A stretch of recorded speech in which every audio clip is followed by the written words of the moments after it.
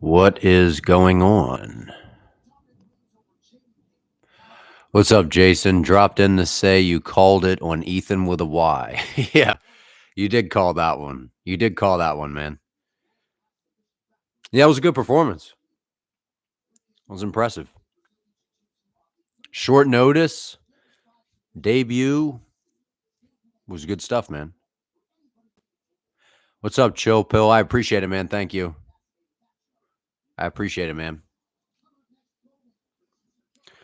All right, we got Bo Nickal and Rodolfo Vieira.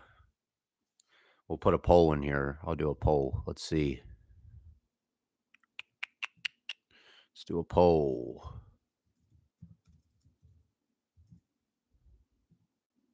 What's up, Dev? How you doing, man? Let's do... I think I spelled Rodolfo's name right. With an R.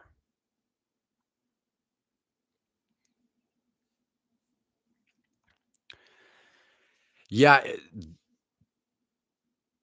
This fight in particular, or you mean this card? Yeah, this fight is actually really interesting. Bo Nickal and Vieira is a very interesting fight. Very interesting fight. Because I honestly think that Rodolfo is more technical on the feet, and I think he's a little bit better.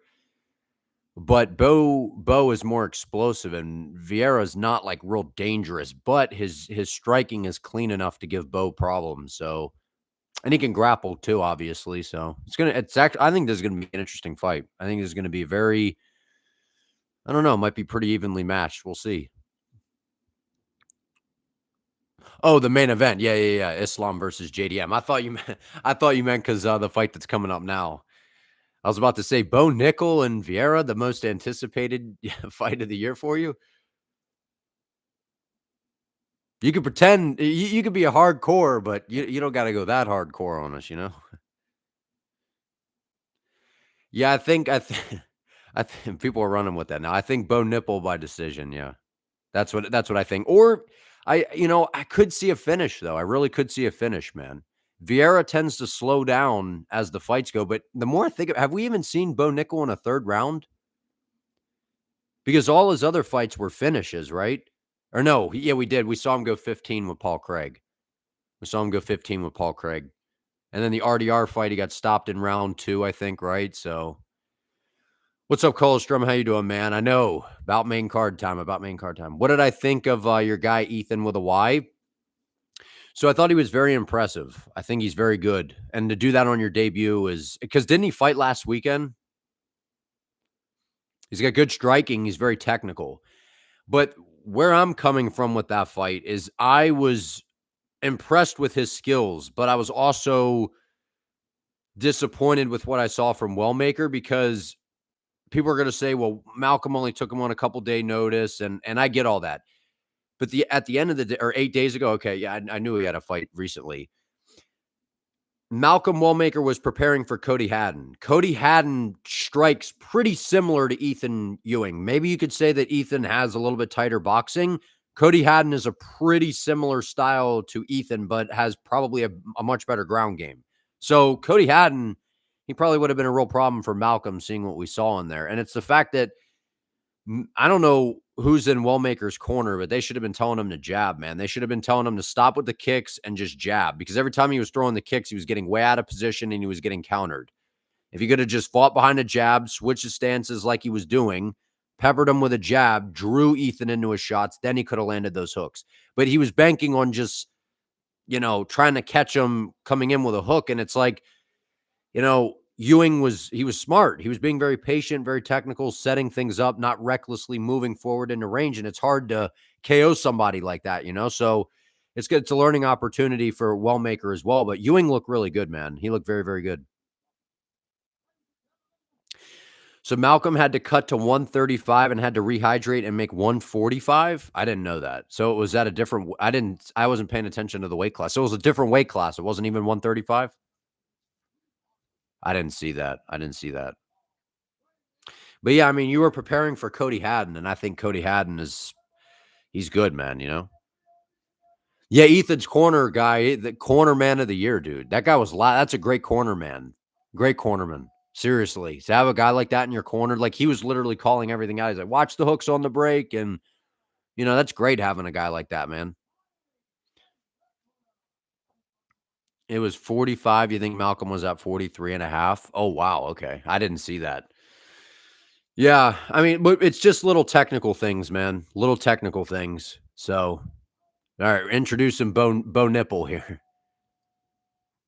Yeah, he was preparing for Series City first. So all very different styles of opponents to a degree. But I think that Ethan Ewing is very similar to Cody Haddon in a way. They're predominantly box, but Haddon, I think, has a better ground game than Ewing. From what I haven't seen a ton with Ethan Ewing, but what I've seen from Haddon, he has a really good ground game. So I think Haddon could have been a little bit of a problem.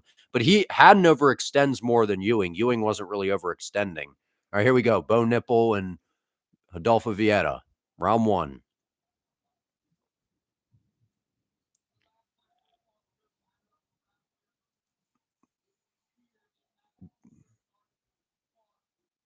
Vieira is bald for this fight, man.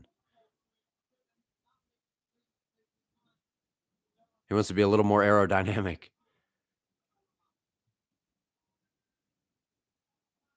Bo Nickal applying some pressure. Well, good front kick by Bo. Good leg kick by Bo. Yeah, that's what I'm expecting from Bo is to try to fight him similar to what Andre Petrosky did. Lots of leg kicks. There you go. Bo, big takedown from Bo. Bo Nickal hammering away up against the fence.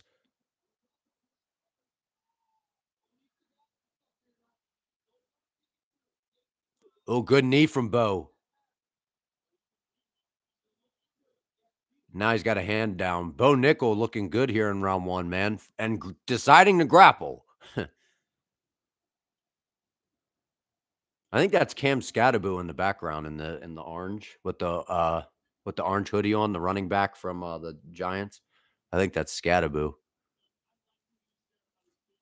What's up, Entertain 45? How you doing, man? Now Vieira's got him up against the fence, trying to grapple here a little bit.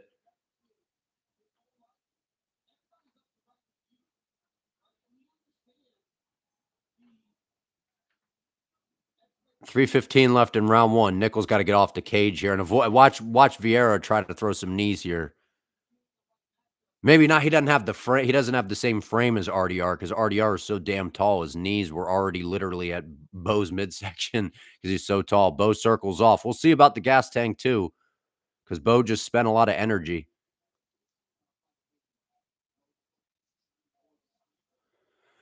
Good left hand by Bo. Vieira just looks so much more comfortable on the feet. Uh-oh. Oh, good stuff takedown by Bo. Bo trying to sink in a guillotine here. Vieira's got to address it. He's got an arm and guillotine here. Oh, no, he's going to get out of it. Bo Nickal in top position, though.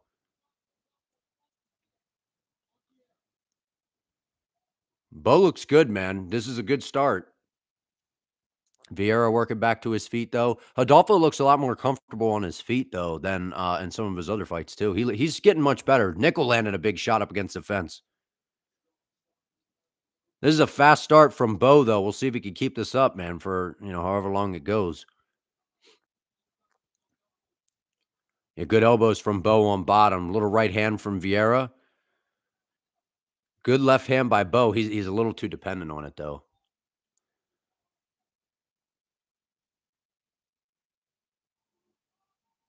Ooh, good left hand by Bo. He's got Rodolfo Vieira cut. Some blood coming out from by that left eye. 135 left in round one. Sport of wrestling so fast Twitch be hard transition.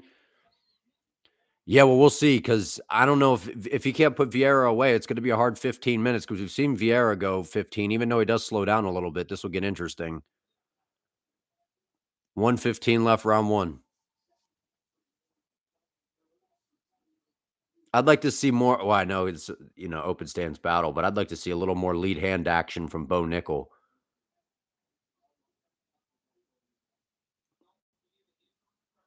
Yeah, see, Bo's over swinging with that left hand, man. But he's got Vieira split open with those that elbow up against the fence. Vieira stalking him down, though. 45 seconds left in round one. Ooh, Vieira's starting to draw out some reactions from Bo, man. Bo's got to be a little careful here because I can see Vieira starting to try to open up with that right hand. 30 seconds left. Yeah, see, Bo's got to get that lead hand going, whether it's a check hook, a jab. He's got to get the lead hand a little busier because whenever you keep spamming that backhand, it's going to leave you open. But Vieira's not the guy probably to make him pay for that. But down the line, that'll be something to keep an eye on. Good leg kick by Rodolfo as well.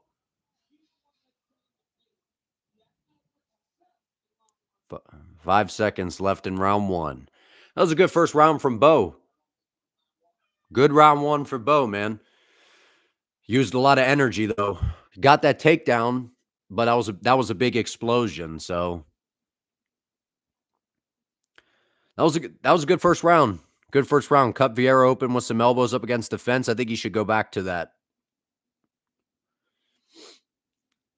I imagine Mike Brown in the corner will try to settle him down a little bit too. Seems like yeah, I feel like, and that's what I said coming into this fight. I feel like Bo Nickal's going to be fighting like he has a point to prove. So we'll see. That was a good first round for Bo and Vieira. Like, to me, Bo is just so predictable on the feet that I just don't know if Vieira has the capability with the striking, even though he's got a good jab and a decent straight right hand. Like, I don't know if he has the striking to be able to make Poe. I don't know if he has the ability to make Bo pay for being so like over, consistently overextending with that left hand, man. Focus Bo is dangerous. He looks good, man. He looks good.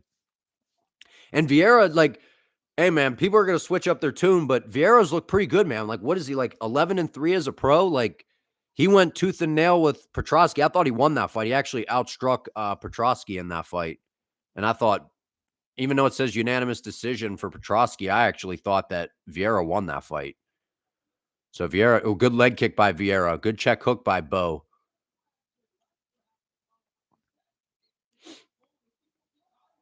Little right hand by Vieira. Yeah, I'm going to be curious to see how the gas tanks hold up here. Yeah, Bo's just so backhand dependent, dude. Oh, good kick to the body by Bo. Ooh, big left hand from Bo. Good kick to the body. Bo looks good on the feet tonight, man. Oh, little knee stomp. Little Khalil Roundtree knee stomp. Those oblique shots are filthy, man. Oh, big right hand from Bo. Dude, Bo looks good, man.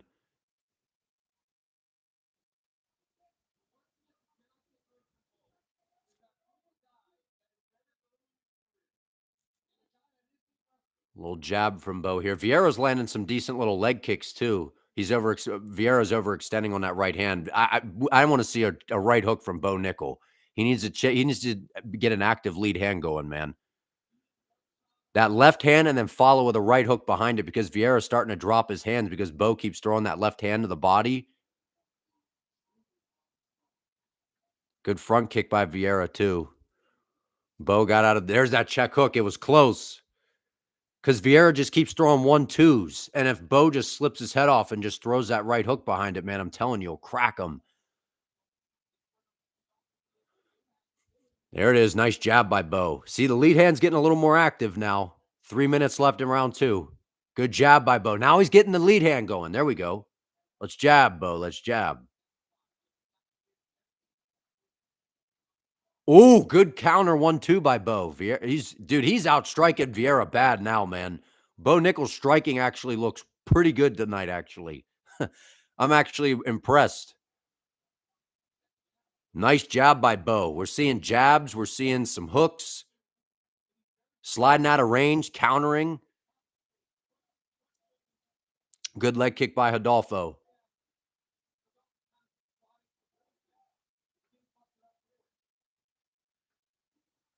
Good left hand to the body by Bo. 2:15 left in round two.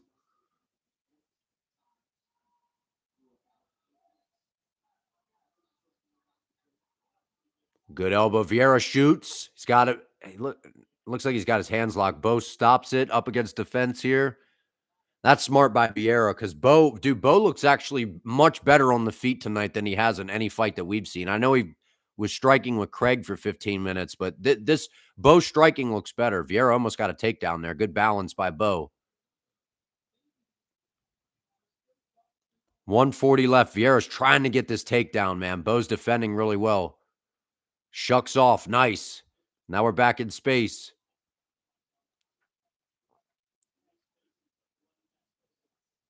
Ooh, good left hand by Bo. Bo's got some sting, man. He's got some sting whenever he can put it together.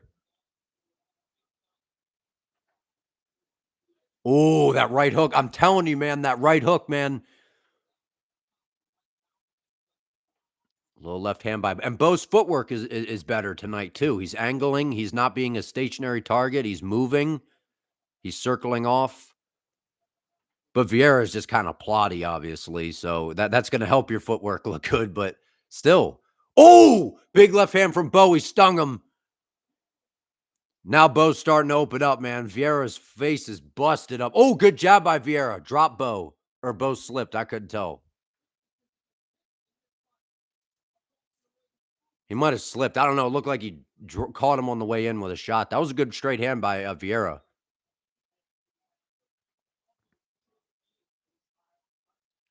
Vieira shoots. Bo sprawls in a front headlock position. Let's see if Bo tries. 20 seconds left. Try to put Vieira on his back, man. Vieira is a good jiu-jitsu guy, but he doesn't play well off of his back. Bo should try to posture up and land some ground and pound here. Bo Nickal getting some good shots off here. 2-1, end around 2. Bo Nickal is up 2-0, man. Bo Nickal's striking looks pretty good. Vieira just looks slow, though. Vieira looks slow. Bo Nickal looks good, but Vieira also looks slow as hell, man. Shooting doubles and singles on a wrestler of this level is completely stupid. I mean, but he's getting outstruck, though. That's the thing. So it's like, that's why Vieira's kind of effed because he's getting outstruck by Bo Nickal. And then he's like, well, I guess I got to grapple. And I think he's trying to see if he could get something going because he's getting busted up on the feet, man. I'd love to see a replay on that one. I think Bo might have slipped or he got hit and slipped. I don't know what happened there, but he went down. It looked like, but then he popped right back up. He looked fine. So I don't know what happened there. Now I guess I know how the commentators feel in real time. You can't really tell. Let's see what this poll. What do we got? 77. Oh, now the votes are coming in too. Now that now that he's up 2-0. That's funny. Bo's turning his face into hamburger meat. Dude, Bo Nickal looks good, man. He looks good. And then I love how people are going to try to turn it around. If Bo wins this fight, people are going to try to turn around. Well, it was just Rodolfo Vieira when acting like Vieira didn't go out there and outstrike, Andre Petrosky, Tresean Gore, guys who are, veterans pretty much at this point. Ooh, Vieira with a big right hand. I like those little oblique shots from Bo. He's getting out of position, though. What's up, Fats1265? That's a funny username, man.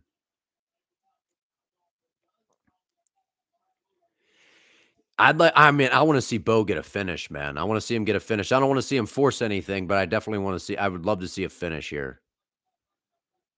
Good leg kick by Vieira. Vieira's trying to set up that right hand, man. He's starting to get some reactions out of Bo, though, where he's just kind of fainting.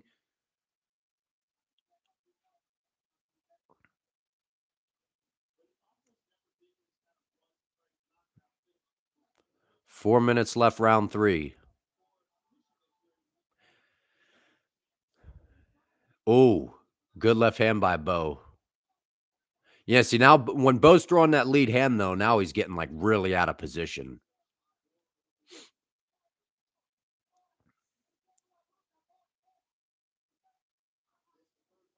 Vieira's got to open up, man. He's down 2-0. I'm not seeing a lot of urgency here. Bo Nickal with a 57% striking accuracy, plus 10 differential.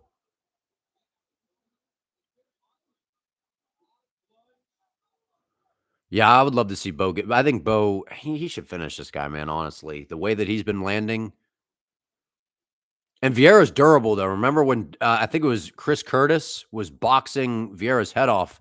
Bo Nickal looked for a takedown. Good front kick. I'd love to see Bo grapple a little bit here. I know he's outstriking him, so I guess why, but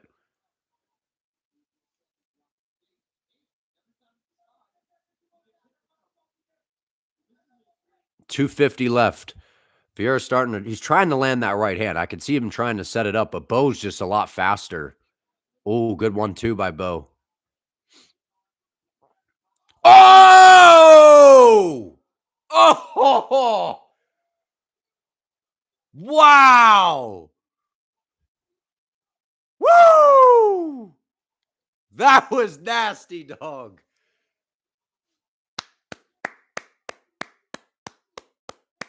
There it is. Yeah, all those people that were shitting on Bo Nickal, that were switching up, no, you're not back on the train, dog. I've been supporting Bo Nickal, man, and I know a lot of you guys have too. That was nasty, man. Statement performance. That's what he needed. That's what we're calling for, man. No decision out here. We needed a finish.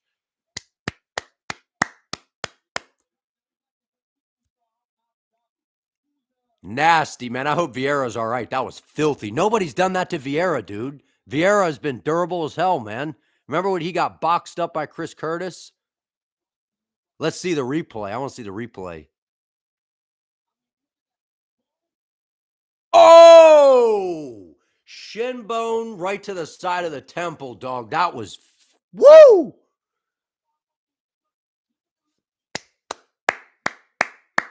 Bo Nickal, dog. That was nasty, wasn't it? Boom! That was the Leon Edwards headshot. That was the Leon Edwards setup, man. Threw that little left hand out there. Boom! High kick right behind it. Bo head kick, man. Wow, man. He looked great in this fight, dude. He did. And I don't want to hear it now about, oh, well, Vieira, he's older. He ain't that good. Vieira's good, man. He's pretty good. I hope Vieira's okay, man. He's that's not good, man. Wow.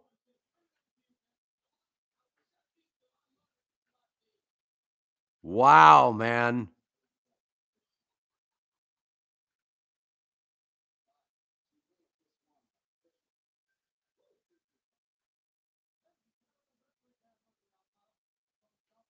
Wow, man. Woo! Yeah, Vieira's getting up now, man. That was filthy.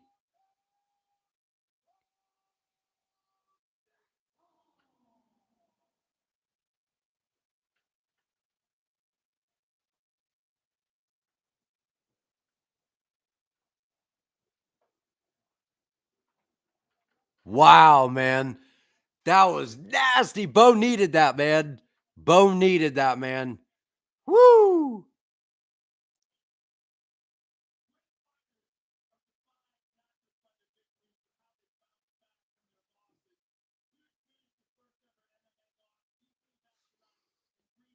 You like this? That good? Wow, man. Bo Nickal executed the programming scripts his coaches inputted in him. That was a smart game plan, man. He looked good. Bo looked good from start to finish. Glad he's focused now. That was a great performance, man. I got the JDM haircut. I might have to break out the JDM impression tonight. Maybe I'll do it. I've been working on a JDM. I don't know if it's good or not.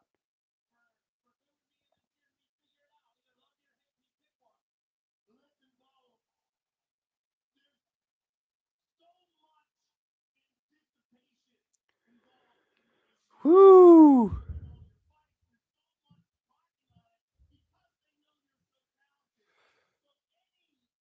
Wait, what? Frickin', what do you guys wait, what did I miss something?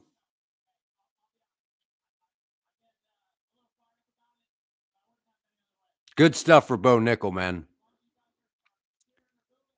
It's all right, man. I'm Jack Della, man. It's all right, man. Oh, the interview. Yeah. I got the volume down a little bit because I'm on here. He said, "Frick you, motherfucker! Frick you, motherfrickers!"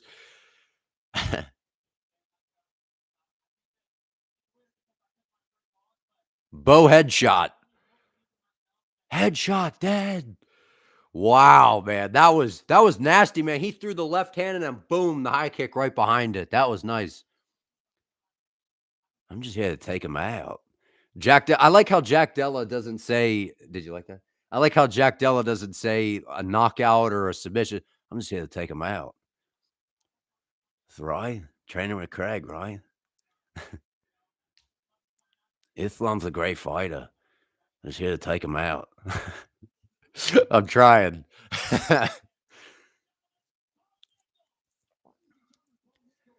Just got to keep the fight on the feet. I'm here to take him out. RDA, man. Johnny Walker. Johnny Walker's funny, man. I like Johnny Walker. He's funny. There's Shevchenko,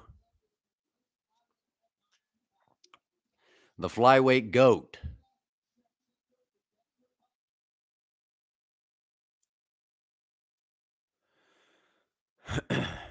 Yeah, frick you, motherfrickers.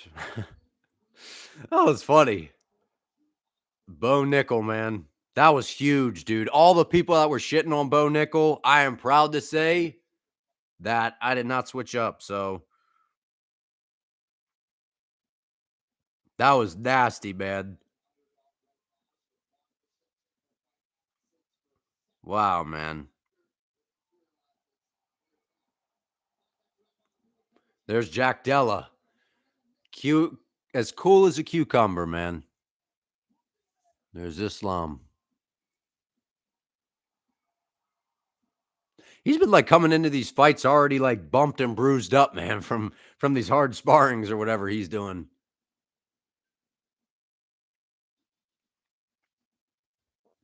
Frick you, motherfrickers. But I agree with you, Colostrum. He really he looked good, man. That was a very, very, very good performance. His striking looked better. It looked sharp. And look, people are going to try to play that game like, oh, well, it's just Vieira. But Vieira, he hasn't been, that's never happened to him, I don't think, right? That was crazy, dude.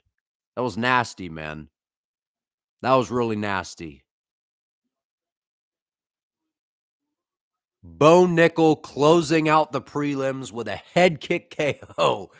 That's pretty wild, man. That is wild.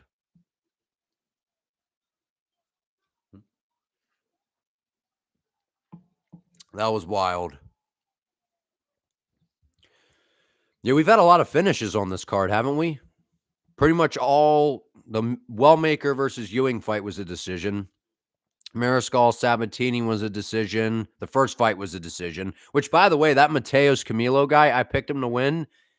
I don't think that he's UFC ready, man. Slava Claus looked kind of like a shell of himself. He wasn't even throwing anything with any power, man, at all. And Camilo, he fatigues, dude. Like his ground game, I know his ground game's like decent, but I don't know, man. I don't have a ton of confidence in that guy, to be honest with you. I'm nervous for him moving forward against better opposition. I'm nervous for him, man, moving forward. So, who picked Vieira, man? Who are you? Who are you? Who picked Vieira? That was impressive, man.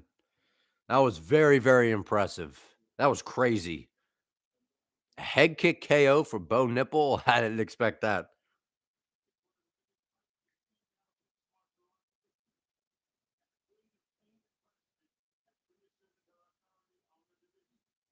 Wow. I can't believe that, dude. That was crazy, man. That was crazy.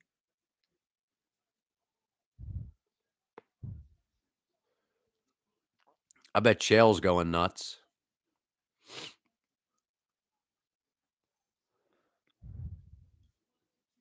All right, is it Dariush and Benoit that is opening up the pay-per-view, I think?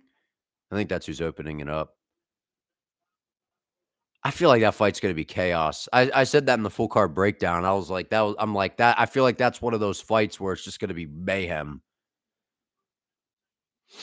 Because I feel like they're gonna have to I feel like they're gonna end up striking because Benoit has really good pressure, but I don't know if he's gonna be able to take Dariush down. Maybe he can, but I feel like he's just gonna try to get in his face, and they're just gonna end up slugging it out because Dariush, he missed weight by, I think, like 2 pounds or whatever, so I don't know what's going on there, but I think Dariush and Benoit is gonna be a scrap, man. Because if you're down to scrap with Dariush, Dariush is down to scrap too, man. Like, that's what I like about Beniel. But I feel like if Beniel fights a really smart fight, he might be able to lean on the grappling, but I don't know, man. I feel like Benoit is gonna clip him and be able to get him out of there in round 2 or 3. I hope the main card lives up to the hype, man. On paper, best main card of the year for sure. Dariush getting KO'd, or you're saying he's getting the KO? Let me put up a poll. Let's see. What everybody's thinking. Let's see what everybody's thinking.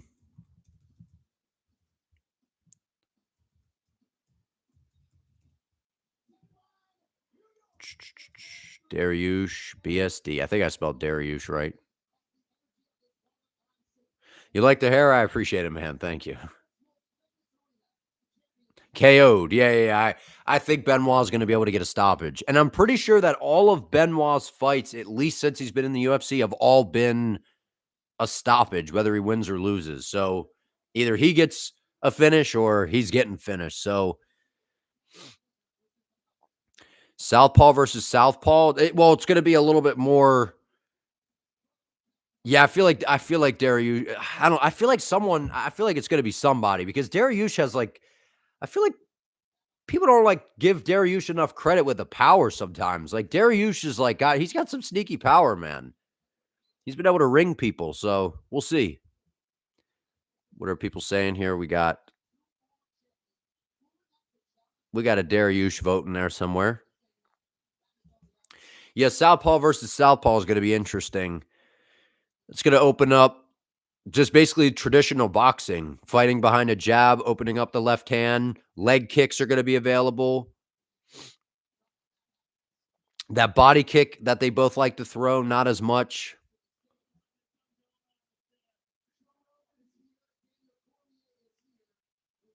Something going on in the stands. Huh.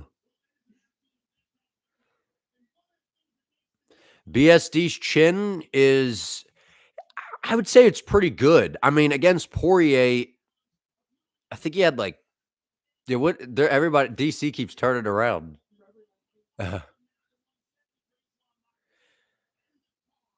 Dariush can't handle the pressure. He will crumble from the onslaught. I mean, BSD's got crazy pressure.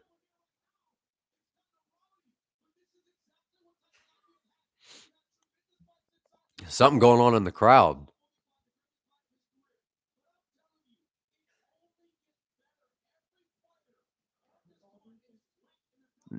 The bald eagle lineup, the 3 bald heads. But yeah, Benoit's chin is decent. It's decent. I should go live more often. Yeah, I try to for like the pay-per-views at least. So, and probably I think I'm going to next weekend too for the Qatar card. That Qatar card's crazy. So, but yeah, man, Dariush, he's a little bit more. He's chinnier than BSD, but BSD, I mean, Poirier can crack, man. He ate some big shots before getting KO'd. I'd say BSD is more durable, but we saw Poirier knock him out. Moicano butchered him on the ground with ground and pound, but it was stopped because I think, he got cut up and then I think his eye was swollen shut or something like that. Out of John, DC, and Joe, whose head is the shiniest? I feel like it might be Rogan. Maybe Rogan. Dana's head shinier. Dana's got out of all the bald eagles, Dana's got he's got the shiniest bald head.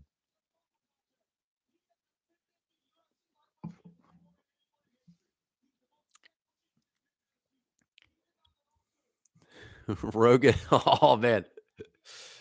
Yeah, Rogan's head's pretty oiled up these days.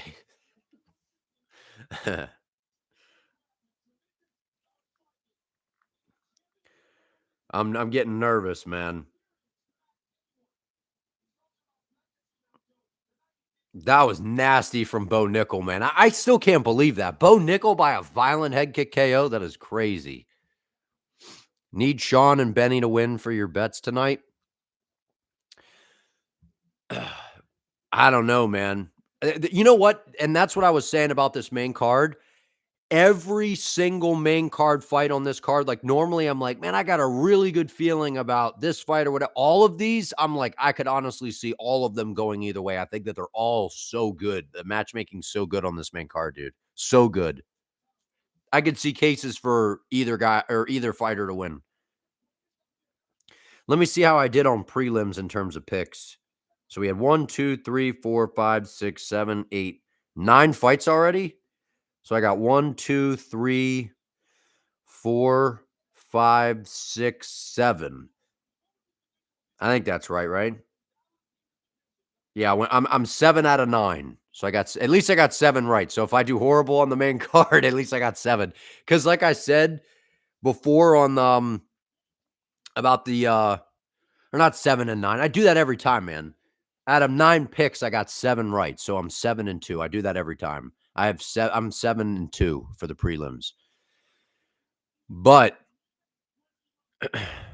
I don't know with this main card, I feel like as far as predictions, it's either going to go really good or really bad because it's all over the place. The fights are so good. I feel like we're going to be in for some surprises on this main card. I'll say that. If Morales and Prates would have fought, who would I pick in that fight? Who? I might pick Prates in that one. I don't know though. That's a good one. But I would probably lean Prates. If Brady can survive first round, he will probably win. I wouldn't just say first round, man. I would say that he has to get the fight to the floor because when it's on the feet, he's in jeopardy of getting knocked out the whole time. You were 8-1 for the prelims. That's very good. That's very good. That's very good.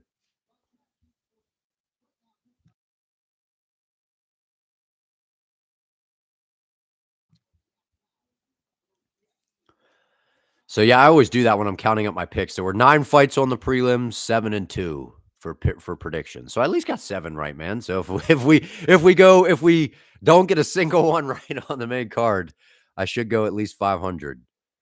BSD Brady Prates Weili Islam. I have BSD Morales Prates Weili and Islam. So I basically have the same picks as you.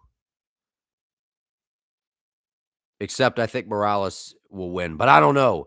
It really just comes down to how good is Morales' ground game. I'm going off of what I think it might be. I'm seeing some good, I've seen some bad, but I'm going off of what I think the potential for it could be.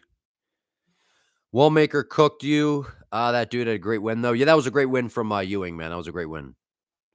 So, you think Morales will gas? I don't know, man. It depends on what kind of fight we see. We've seen him go 15. He's went to decision a few times. So, I don't know if he's going to gas.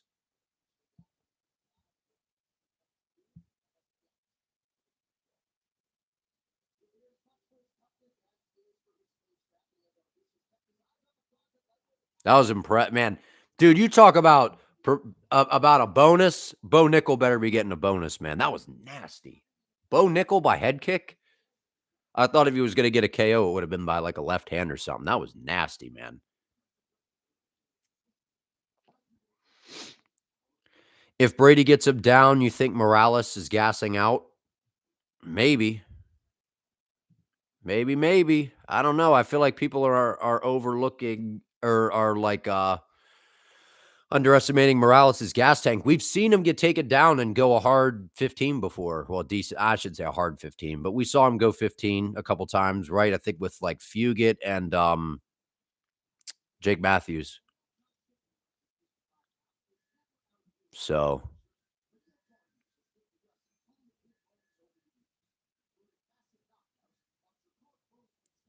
Dude, that KO, they were just showing the highlight of Dariush's KO over, Jakar Close. That was crazy, man. That comeback, that was wild. Yeah, he's built like a tank. He's just kinda, like, rolled forward. He's built like a Ninja Turtle. Sean Brady, it's like Donatello or whatever. He's built like a Ninja Turtle. He's like, you know? And then when he just grabs people up, man, he's strong, dude. He's strong. And you've heard like Paul Felder and a lot of those guys that train or have trained with Brady. Everybody says the same thing. They're like, he is super technical, very, very good, obviously, but that he's just crazy strong. Crazy, crazy strong. So Brady pulls a Hamzat and shoots from across the cage. Maybe, man. But that's the thing is he's not as athletic though. How about when Johnny Walker pulled a Hamzat against Zhang Minyang? That was funny. That was hilarious, dude. Johnny Walker is literally a fighting meme, dude. That was hilarious when he did that against Zhang Minyang.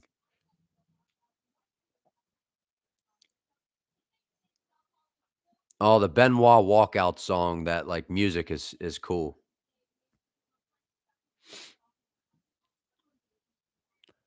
But yeah, he's not as explosive as Hamzat, not as athletic and like fast and like in the initial shot. Brady's more of a he's got to back you up against the fence, push you up against the cage, get to a body lock, be able to get to his trips and then drag you to the floor. That's kind of how he gets things done.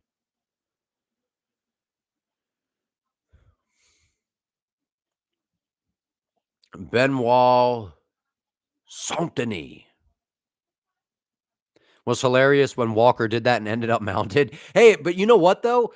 I feel like Johnny Walker, that was not the plan, was to end up on bottom, but I think he figured why not do that and then just try to drag out minutes.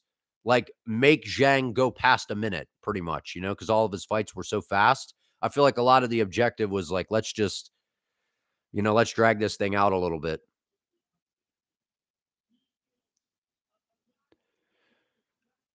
Benoit does look like he looks like Oscar from Sesame Street.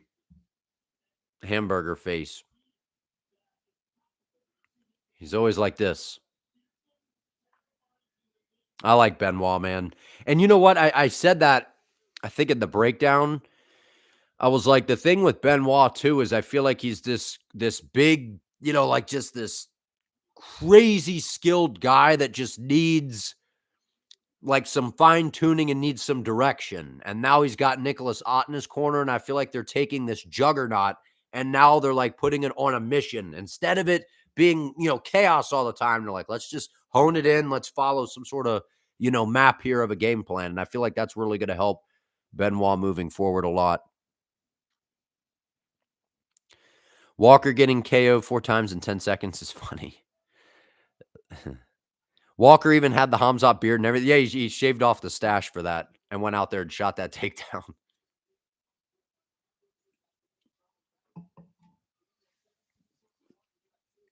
And Dariush doesn't look a day younger than 36, man. He looks old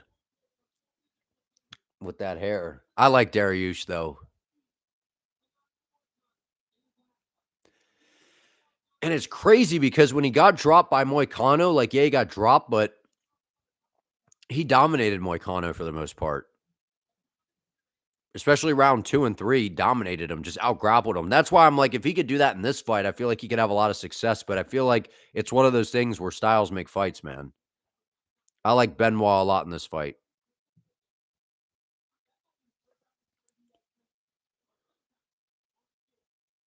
Wisest man in the UFC. Yeah, yeah. He's got that wise man game, He's got that wise, veteran fight brain.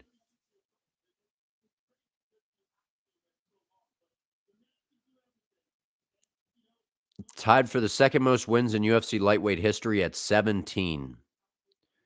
6th most top position time in the UFC lightweight history. Over an hour? Is that what that is?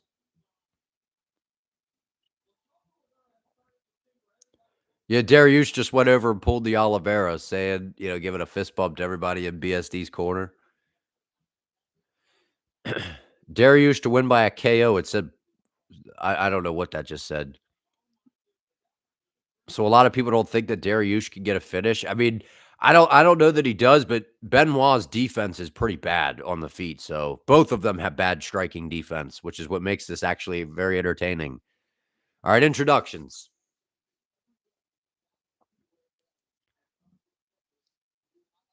Benoit's face.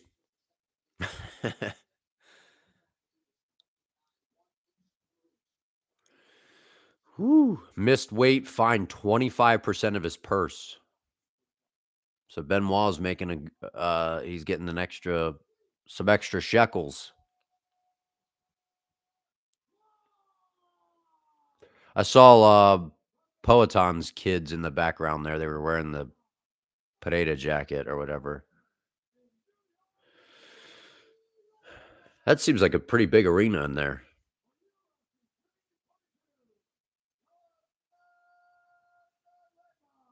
I like how Bruce said Maddalena. That was cool.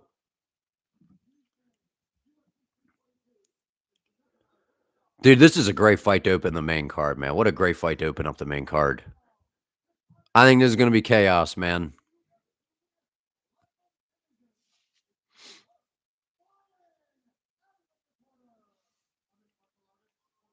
All right. BSD is the favorite. I'm not surprised. I'm not surprised. Round 1, 2, or distance. I picked BSD by a finish. You said Dylan Dennis got jumped by John Pork. Is that what all the motion was? I'm opening X right now. Yeah, he got jumped by members of Team Habib. I see the video online. I'm looking at it now.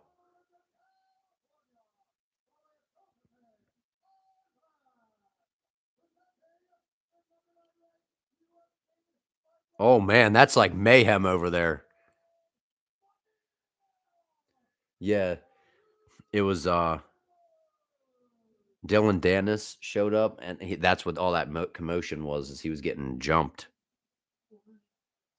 because he was talking a bunch of shit online. John Pork was teeing off on Dylan Dennis.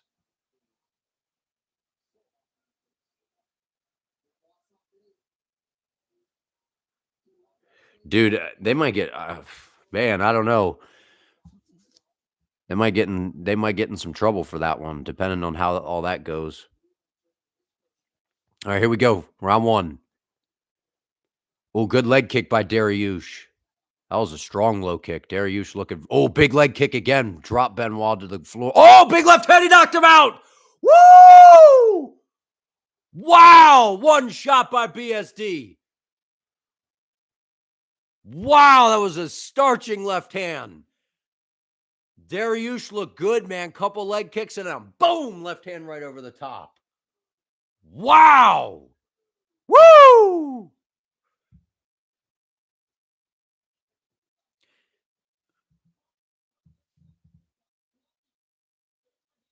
Wow. A tactical, dialed in BSD, man, with head coach Nicholas Ott, man. Wow, that was the most technical punch I've ever seen from BSD, dude.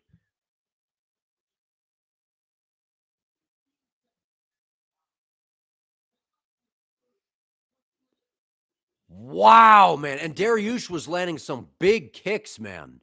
And then like the first like boxing exchange, I think, that was so fast.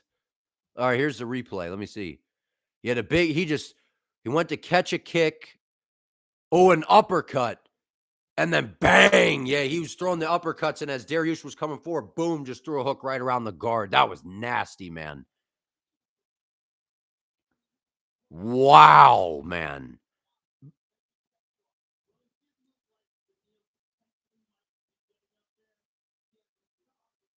Ah, man, I don't know. I thought that he when you go face first, didn't know he was oh, I think he woke up by the canvas.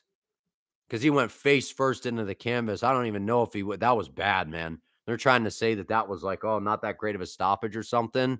That was a great stoppage. That was wow, man. And did you see head coach Nicholas Assad? He's just like, didn't even show any emotion. He's like, yeah, that's how it was supposed to be done. That was impressive, man. Wow. Benoit, man, with a coach and just being kind of just formed into like an actual true professional fighter at this point now, man. Wow, man. This card has been nuts, dude. That's how you start a main card. Wow, man. Woo! That was impressive.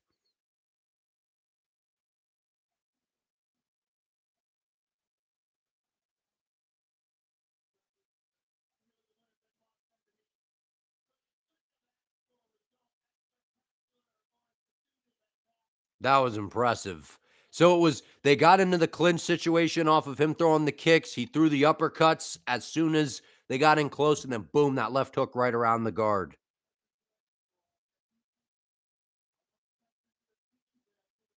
That was nasty, man. So nasty. There, I don't know. I know Dennis, I think, was like talking shit online or something, and then they probably just pulled up on him.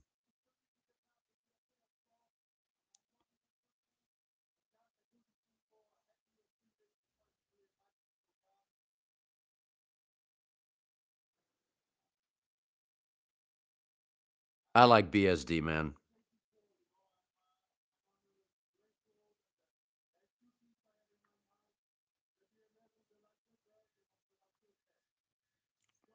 He wants to BMF.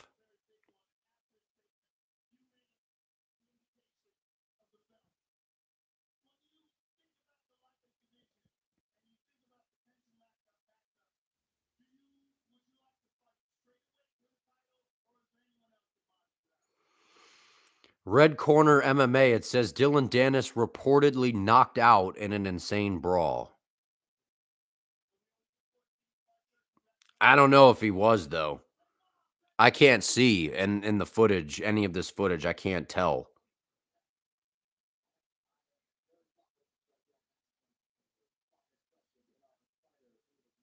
I can't even tell if that's Dan. Is that Dennis? I can't even tell. Yeah, it's just a gigantic scuffle.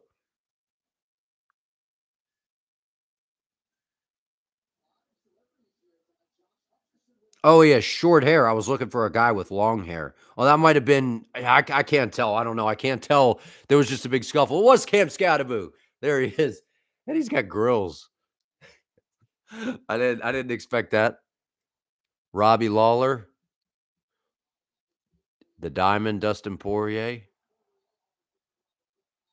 I like DP.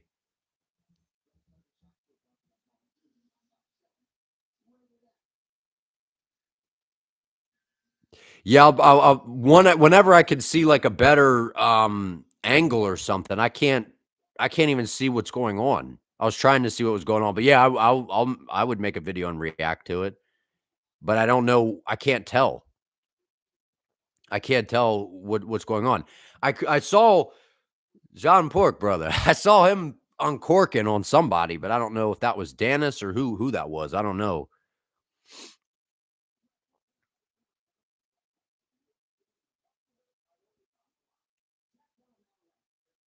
I'm sure Dennis started some stuff. That's what he does, man. And he has a doesn't he have like a fight coming up in Misfits or something? Some MMA fight in Misfits or whatever coming up? Hey guys, call him Chanko, brother, not John Pork. Do you think there will be jail time? I have no idea. I was just seeing some of the videos going around. I can't see what there's just a giant scuffle. People are falling. I see hands going, but I don't know who's who and what's what. So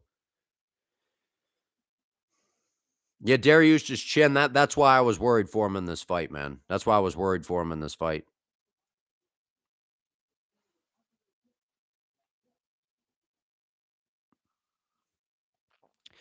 I mean, he got dropped by Moicano. He got dropped by a right hand from Moicano, dude. Like, if you're getting dropped by a right hand, like, that's when I knew it was gonna be a problem against BSD. I just said 3rd round KO. I thought it was gonna be I didn't know that it would be that early because I don't think we've ever seen BSD get a quick KO like that, so that was very impressive.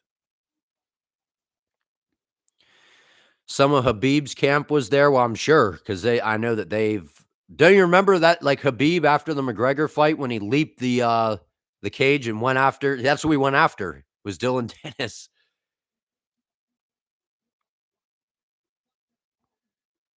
The thing about and I said this, and I got actually I think Dylan Dennis reposted. I didn't even, like, mention him or anything. I guess he just saw the tweet or whatever. I said, "I wanna see Dylan Dennis in the UFC after he won that Misfits thing because he draws, man. Like, he's got actually a really good ground game, and, like, he's very like, everybody tunes into what he's doing. So I'm like, why not have him in the UFC? He says he's good, so why not throw him in there? Throw him into a big fight right away. And if he's not good, he'll get destroyed. So why I don't understand why people get so mad about it. It's like he'd probably get destroyed. Like do him versus like a big, a big name grappler or something. It'd be interesting. And then if he wins, well, you know, yeah, I that's what I'm waiting for is a better view of the thing. Did you see it?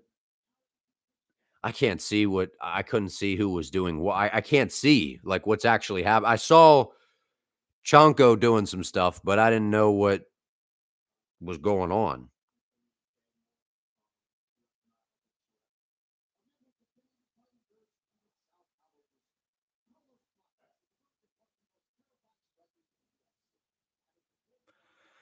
Let me see. I'm trying to see if I can find another. Um,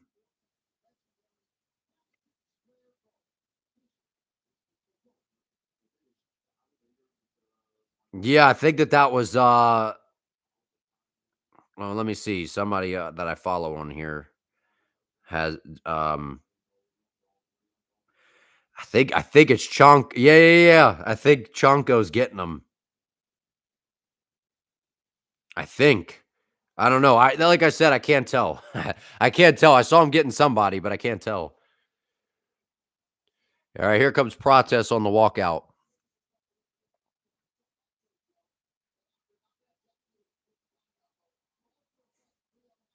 This is the fight to see if Leon still has gas in the tank. Dude,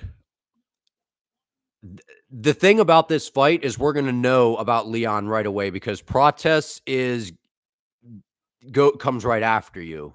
He comes right after you, gets in your face, fights the same way every time. So it's gonna take Leon's gonna have to show up. So again, that may play right into Leon's game. That's why I said don't underestimate Leon Edwards in this fight because Leon hasn't had anybody like go after him with the striking, and Leon's got pretty decent counter striking. So is it good enough? That's what I don't know. I don't know because Protest is a beast and he can hit hard, man. Oh wait, here I see an angle here. Oh no, wait, this is Dylan Dennis and GSP. I'm seeing all sorts of stuff, man. I'm seeing so many different things, dude. I don't know, man. The main event, I don't know, probably in a couple hours. I don't know. It depends on how fast this card goes. This card's moving right now. Hopefully it stays like that. I don't know. I feel like the co-main event's probably going to go to a decision and that's going to be a 5 rounders. That's going to drag it out. But we'll see. We'll see. Hopefully we keep the finish train rolling.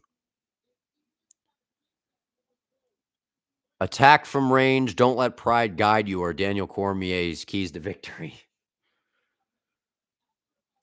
I gave you guys better keys to victory in that live that I did than what DC just did. Like, here's what Protest is going to do. Leon's going to probably switch stances he's probably going to try to go orthodox to try to kill that calf kick because Protest has a nasty leg kick and he doesn't really load up on it. So he just kind of flicks him out there and it's hard to pick up on him. So I think he's going to try to chew up that leg of Edwards if Edwards is southpaw, and then he's going to try to just stick at him from range, and then Leon's going to have to try to make a choice, move forward, and then that's when Protest is going to try to land that knee. But really, he's just going to try to set up that left hand, attack the legs, and then set up that left hand. But I think Leon's gonna give him a lot of different looks. He's gonna switch stances, gonna try to attack his leg, kick heavy, elbows, try to wrestle a little bit. Don't let him bully you, son. Pull this one out the fire. Yeah. Come on, Leon, man. Come on.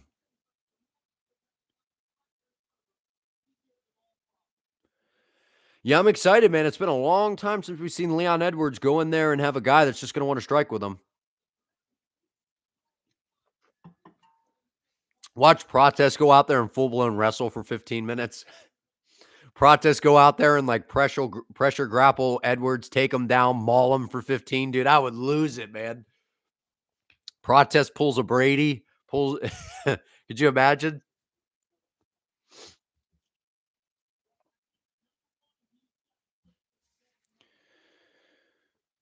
Is Leon's wrestling good enough to survive if he's hurt versus Prates? Prates has actually a pretty underrated ground game. Prates' ground game's decent. From what we've seen,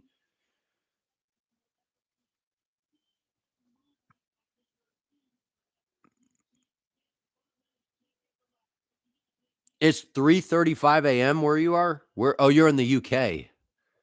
Wow. Leon looks ready. You're from the UK, but you think he's gonna quit? I don't know, man. Leon looks pretty ready, man. I think, like I said before, I was saying that in the breakdown. I think he's going to be very excited knowing that he doesn't. If there's going to be grappling, it's probably going to be on his terms. So I think he's actually very excited for this fight. Prates has a 4-inch reach advantage, and Leon, it says Leon's taller by an inch. DDP lands in MSG via parachute to drop the piano on Islam. DDP picked Islam to win, though. DDP picked Islam to win. All right, introductions. What if Prates pulls a Bilal and drop? Dude, that's what I was saying. What if Prates comes out here and grapples hard for 15 minutes and just wrestles them the whole time and has like this crazy new wrestling game? You have 4-inch reach difference. No, I don't think Prates isn't small for the division. Oh, yeah, when Prates goes like, he like snarls, he's like a dog or something. The only thing that one thing that worries me with Carlos, man, he holds his hands low, dude. And I feel like Leon might be able to attack him. He might be able to attack him on the way, like on the way in when Prates is trying to close distance and his hands are low. But that again, that's what makes Prates dangerous. He's kind of wading around like Poetan, the hands are down, and then he just whips these hooks and these shots, and then the left hand just shoots out, man. He's got he's got that kind of build where things are very like whippy and very like torquey, you know? Rocky Edwards. All right, man. Dude, Keith Peterson, man. All right, here we go. Let's see. All right, here we go. Leon's just got such a smooth game, dude, with all the feints.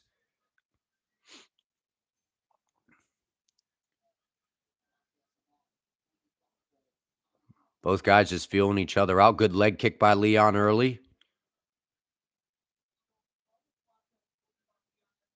Leg kick by Prates. Oh, he's got him. Leon's already got him biting a little bit through that little front kick feint out there. Prates was biting already. Nice check by Prates. He does a good job getting the legs out of the way. Leon starting to pressure forward a little bit. Prates with a jab. Leon moving forward, trying to chew up that lead leg.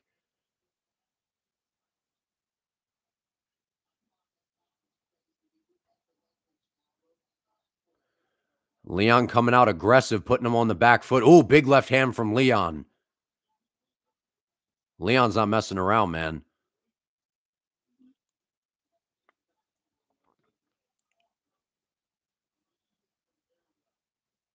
Good leg kick by Prates. Good leg kick by Leon.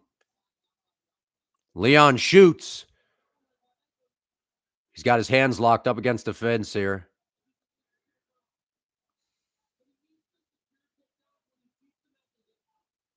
Prates is defending well right now. We knew Leon was going to try to grapple, man. But watch the elbows too. Watch the elbows in close from Leon too, especially when they try to separate. He's got really nasty elbows in close. He's trying to get a trip. Prates is doing a pretty good job defending, though. Oh, so you're a wrestler now. Yeah. The Nate Diaz line.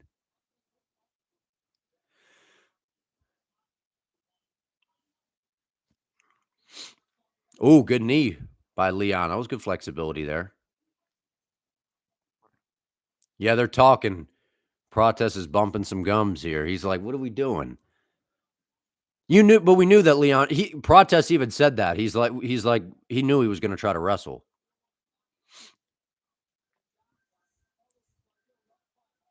Oh, Peterson breaks him. Oh, good leg kick by Carlos. Now Carlos is the one moving forward. Those hands are low, man. He better be careful because Leon can sharpshoot, man. And Prates is the one moving forward now. Oh, good knee to the body by Carlos. Good left hand by Carlos. Little check kick or whatever. Leon shoots, got his hands locked, dumped him down.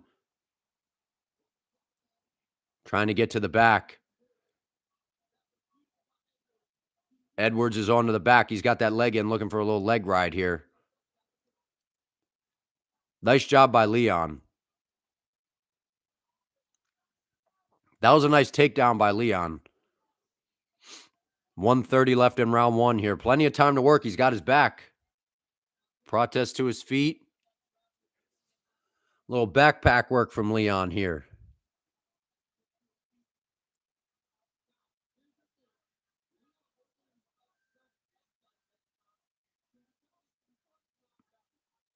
Minute left in round one. Whew. We knew Leon was going to grapple, man, attacking, trying to get that rear naked choke here. That's going to wear on Prates a little bit, but he's pushing up against the octagon side, so that's going to wear on Leon too.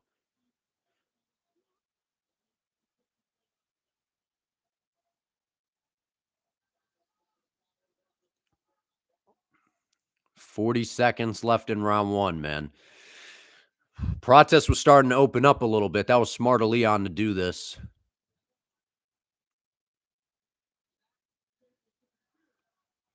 Nice trip by Leon. Leon's ground game is good, man. Very underrated ground game.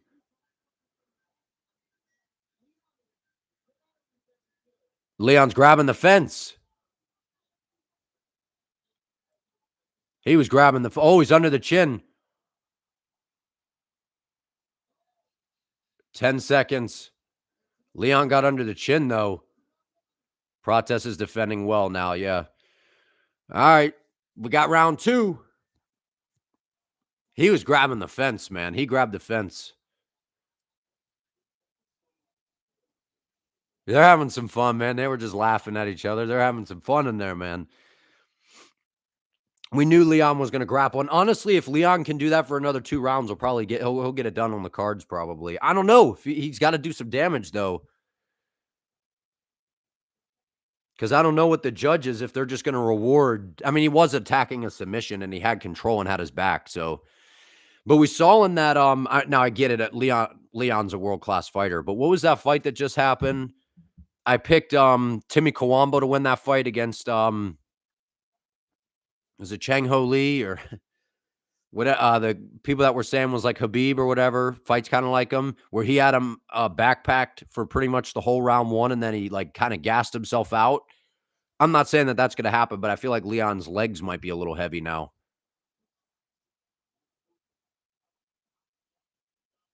Volk versus Almeida. Oh yeah. Volkov versus Almeida. Yeah. I don't know. I don't know. That was a interesting round because Prates landed some decent leg kicks and stuff, but really, and then that nasty knee, but it was the grappling of Leon too.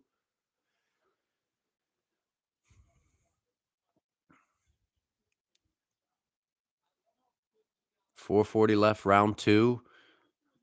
Guys are just kind of throwing a lot of feints at each other. Not a whole lot of. There's Prates going for that leg kick.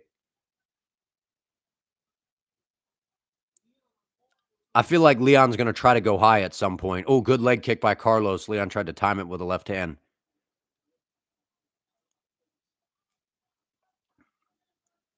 Carlos has got to be the one moving forward, though.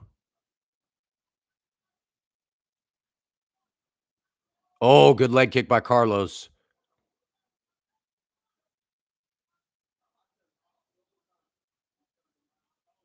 Good left hand by Carlos. Leon countering too. Leon's not shying away in the pocket, though. Oh, good jab by Carlos. Another nice jab, popping him, man. Oh, nice knee. Leon's definitely going to level change in a minute. He's starting to pressure forward. Prates has got to circle off. Oh! Oh! That left hand is nasty, man. Wow! Carlos Prates, dog. Woo! And he hit the wow, man. That's the first time Leon, I think, has ever been KO'd, dude. That was nasty, man. Wow, man.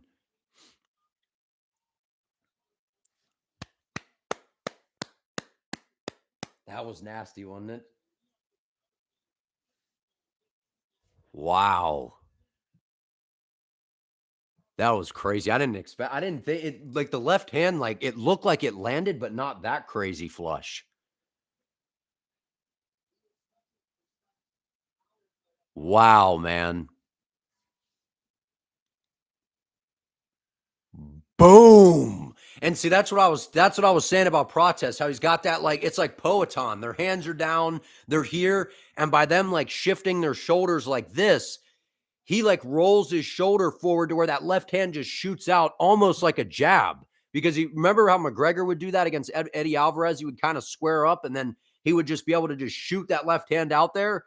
That's what Prates does, man. He's whippy. He's just kind of moving around and then boom. Nasty one. That was nasty, man. Wow, man. Woo! That was filthy, dude. Prates. He hit him with that too. That was nasty, man. Wow, man. Are cigarettes the new best base for MMA? That is crazy, dude. He is so good, man, on the feet. His striking is so nasty, and the way he was defending those kicks was nice too.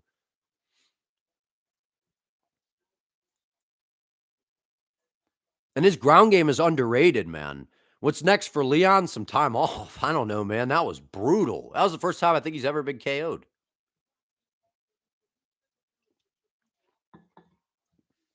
Yeah, Pineda's got some glasses and a button-up shirt on, man. I know. I don't think I've ever seen him in that. Wow, man.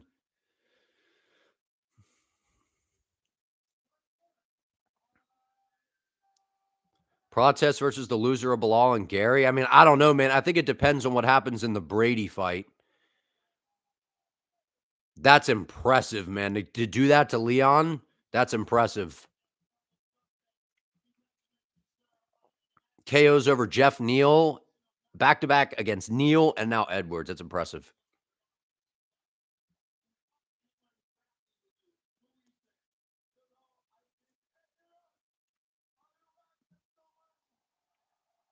I want to hear this interview.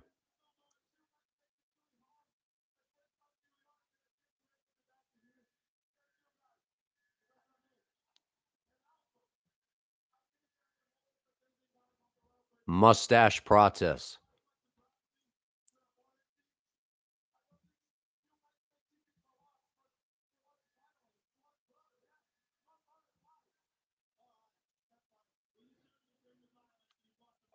Yeah, depending on how it plays out, man. I mean, that is a to go out there and KO Leon Edwards, it's a statement.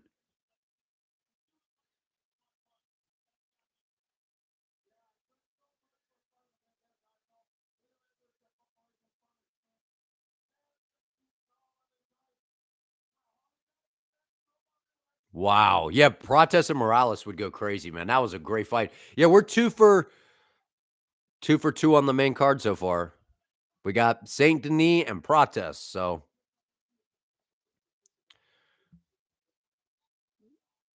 that was an amazing performance, man.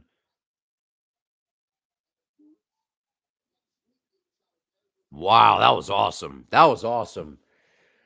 Back-to-back KOs. Now we got Brady Morales next, right?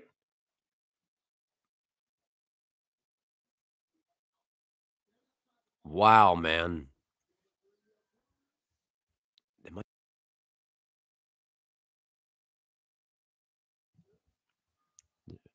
I saw Ice Cube in the or not an Ice Cube, Ice T, Jose Aldo. Prates and Morales would be fireworks, but we got to see what happens here. Look, yeah, Poatan in a button up and some glasses.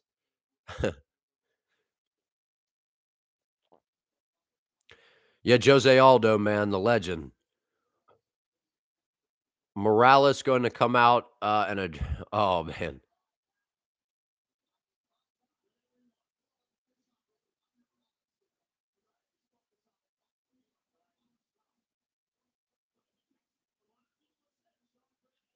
that is so impressive what he just did to Leon, dude. So impressive, man. Because Leon's a good fighter, man. Very, very, very, very, very good fighter, and he looked motivated. He fought a good first round, but at the end of the day, Prates as dangerous as can be, man, on the feet. That was filthy. Filthy, man. Yeah, Ian Gary's good, man.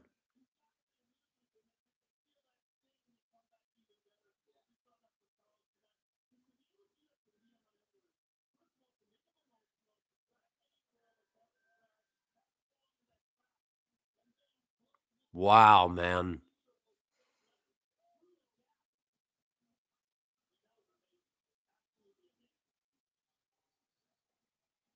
That was filthy, man. You wanna know who hits harder, Morales and Prates? Well, Prates is more technical. He's got more snap on his shots. Morales is kinda more like he, like, corks on more like overhands, throwing around the guard and throwing uppercuts straight up through, where Prates is a lot straighter, more clean, snappier shots. I feel like Prates probably hits harder. I think Prates hits harder probably.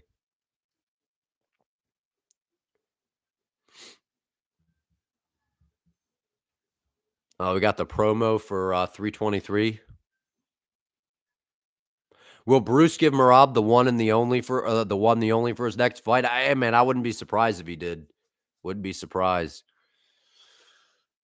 I'm excited to see Jan back, but I'm worried for him against Marab, man. I just don't know really what he does different, to be honest with you. It's a bad matchup for him. It's a bad matchup for him because the way that Jan strikes, he's gotta be in close. He's gotta be in the pocket most of the time. I know he's got some decent kicks from range, but anytime you throw those kicks, Marab could grab a leg, take you down, and then in the pocket, Marab shells up behind that high guard, and then Marab just your hips are right there. So then Marab just dips underneath and takes him down. It's just a very hard stylistic matchup for Jan. Very, very difficult. And now that Marab has like improved striking, it just makes him that much more dangerous, man. Yes, shot 50 takedowns or whatever it was in the first fight. So add that on top of now being way better of a striker. Hard to pick against Marab, man. You actually think this may be tougher for Marab than Umar because of the turnaround? Could be. So we got Marab Yan as the main event, Pantoja Van as the co-main. Two great fights. Moreno Tyra, amazing fight. Cejudo Talbot, very good fight. Jan Blachowicz versus Bogdan Guskov. That's a very good main card. Very good main card. I love that main card. That's a very good one. I think Jan Blachowicz might actually I think he gets it done against Guskov. That's where my head's at right now. I feel like Talbot, he's improved a lot, might be a problem for Cejudo because of the speed. I still lean Pantoja right now, but I don't know, man. Van's for real. I've picked Joshua Van in every fight since he's been in the UFC, and he's won every fight except for the Charles Johnson fight.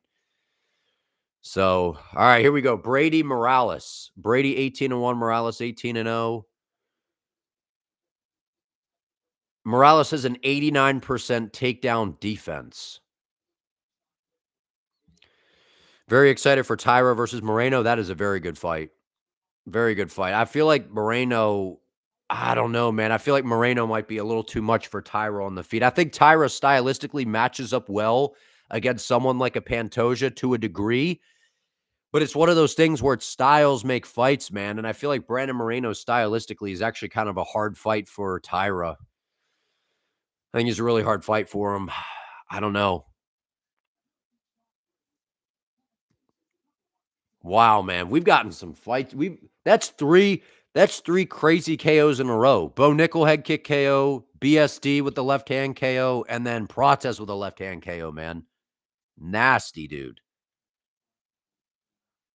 Wow.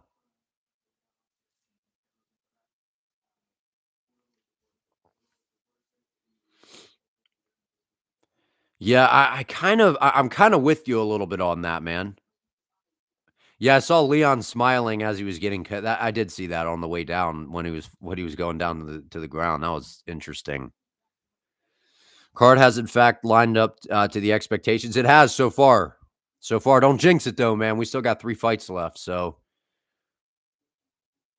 Protest got into Leon's head with the shit talk, got him off his game. Yeah, maybe a little bit. Maybe a little bit. You chose Brady for this, but the past few days you've had a feeling Morales is going to do it. Yeah, so when the fight was announced, I was like, I was really, really thinking Brady. And then the more I started watching, like, their past fights, and I've watched Morales like really improve and fill out, like, because you got to remember, man, like he came into the UFC at like 20 couple or something. You know what I mean? Oh, I forgot to do a poll for the Leon one. I forgot to do a poll. Yeah, let's do a poll. I forgot to do a poll for the Leon one. Let me do a poll here. Yeah, this is a good one. I feel like most people were picking Protest anyway, so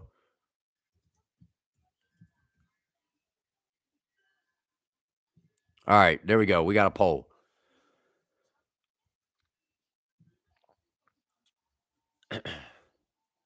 Yeah, the Protest's leg kicks were a problem. He was starting to find his range, and that's why Leon was trying to grapple. He started to feel that he was getting his rhythm. He was trying to throw him off his game.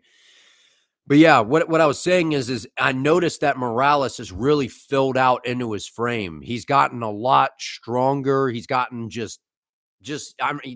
I don't know, looks like a different guy than when he first came into the UFC, man. So, and he's strong, he's fast, he's the unicorn, man. He's like a my player that you would create on, like a sports video game. Like he's tall, he's long, he's got power, he's athletic, like he could do everything. So, but we'll see, man. We'll see because again, the only question I have really for him in this fight is the fact that can he stop the takedowns, and if he does get taken down, can he get back up and not allow Brady to dominate him there? Because Brady could definitely, if he gets him down and get him into into that top position, get it working the half guard. I could see Brady controlling him and maybe even getting a submission here. But I just feel like Morales, man, is so athletic and he's strong, and we've seen some good things in his takedown defense. We've also seen some bad things, but the way he like was rooted into the ground and long and just in your face, but right at the edge of range, and the way he was able to crack Gilbert Burns, man, like I think Gilbert Burns takes a shot better than Sean Brady. I know that might sound crazy, but think about it, man. I know that Gilbert Burns isn't necessarily the same guy, but Sean Brady does not take a shot very well, I don't think. I know he took a few shots from Leon Edwards, but we see him when he gets hit, he's got these big reactions. So we'll see, though. We'll see. This is a great fight, man. I like both of these guys. So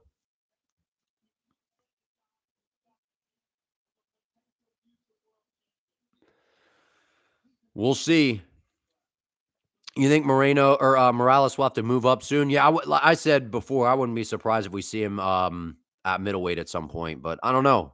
He's still young, so I think that his weight cut and stuff will be fine for now.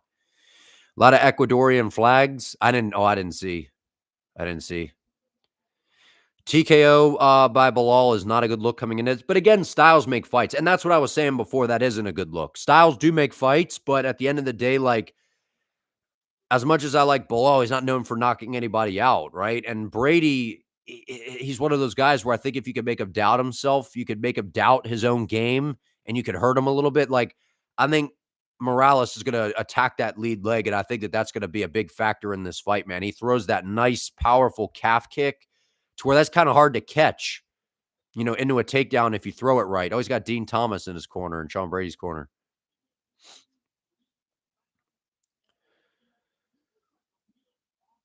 Let's see.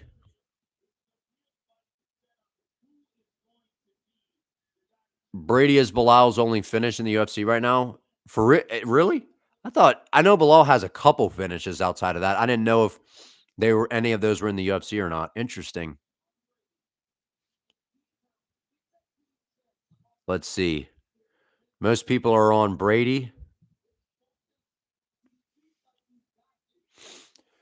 Yeah, this is an interesting fight, man. This is an interesting fight because I think someone probably gets finished here. Maybe Brady just controls him on the ground. Maybe this plays out on the feet. Morales just outstrikes him, but I feel like it's either a Brady sub or it's going to be a Morales knockout.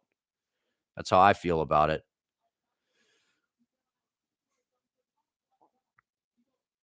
Yeah, I don't know. I know he finished Brady, but I don't know if he finished anybody else in the UFC or not. I know he has I thought he has a couple finishes on his resume. Below. The main event and this fight are the two fights. What do you think about the co-main event? I'm pretty unsure in the co-main. I picked Weili, but I feel like that fight is really even. I feel like these three fights on, like I had a good feeling Prates was going to win, but I saw a path for Leon with Dariush. I thought Saint Denis, but I was like a little bit worried because of the MMA math factor. But with this one, I don't know, man. I feel like it's either Morales knocks him out or Brady just dominates him on the ground. And then in the co-main, I could see it going either way. And the main event, I don't know, man. I feel like it's going to be the ground game of Islam that could be a difference. But I feel like, again, if Jack keeps it on the feet, I think that favors him, man. So these last three fights are so good, man. So good. Yeah, I picked Morales to win this one by knockout. SD Riza, thank you for being a member. And shout out to you too, Jason. I appreciate you guys being members, man. If you guys are looking to become a member of the channel and they're looking to support, I would appreciate it. Shevchenko, she's still good, though. People are saying she's washed. I don't think she's that washed, man. We got the introductions going on right now. I don't think Shevchenko's that washed. I think she's lost a little bit of a step, but if you go back and watch the Manon Fiorot fight, she outstruck her, and that's pretty impressive.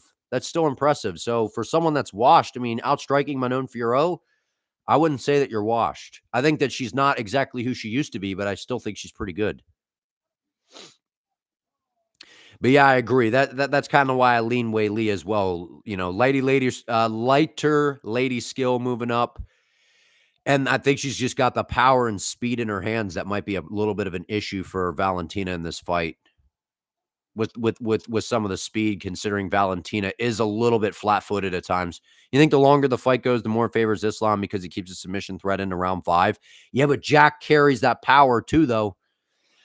They're both so game, man, at any moment. So, all right, we got the Brady introduction, and then we're rolling right into this. Hart wants Yakimo to win, but Islam is a beast. May the best man win, man. I picked Islam, but I definitely could see Jack getting it done. I think his striking is for real, man. So, and I was kind of disappointed that people were booing Jack because I'm like, dude, like Jack's a cool guy, man. Ian versus Bilal. Stay tuned for the predictions video this week, man. All right, here we go. Round 1. Morales, Brady. Let's get it on. Dude, Morales is huge, man. Brady using a lot of footwork. Morales might not look to throw those kicks, though, because he's going up against a grappler. He might look to just strictly use his hands. No, he's coming out with some kicks. Little inside kick from Brady. Good movement from Sean. Morales applying that pressure. The thing with Morales is he can't get reckless because if he overswings, it's going to open up his hips. He's keeping that jab in Brady's face. That's smart. Straight punches. Nice leg kick by Sean. Morales getting the jab busy. Dude, my heart is beating so fast. 50 seconds in, man. Morales just does such a good job maintaining that range, man. Good job by Brady. Now he's got him backing up just a little bit there. Morales getting the timing. He's sliding out of the way of that Brady leg kick now nicely. Brady doubling up the jab. Brady's striking looks pretty decent. Oh, leaping left hook from Brady. If Brady can gain some respect on the feet, that would be huge. Morales with a little bit of a blitz. 3:30 left in round one. Good leg kick by Sean. Dude, Sean's striking. He's moving well, landing some leg kicks.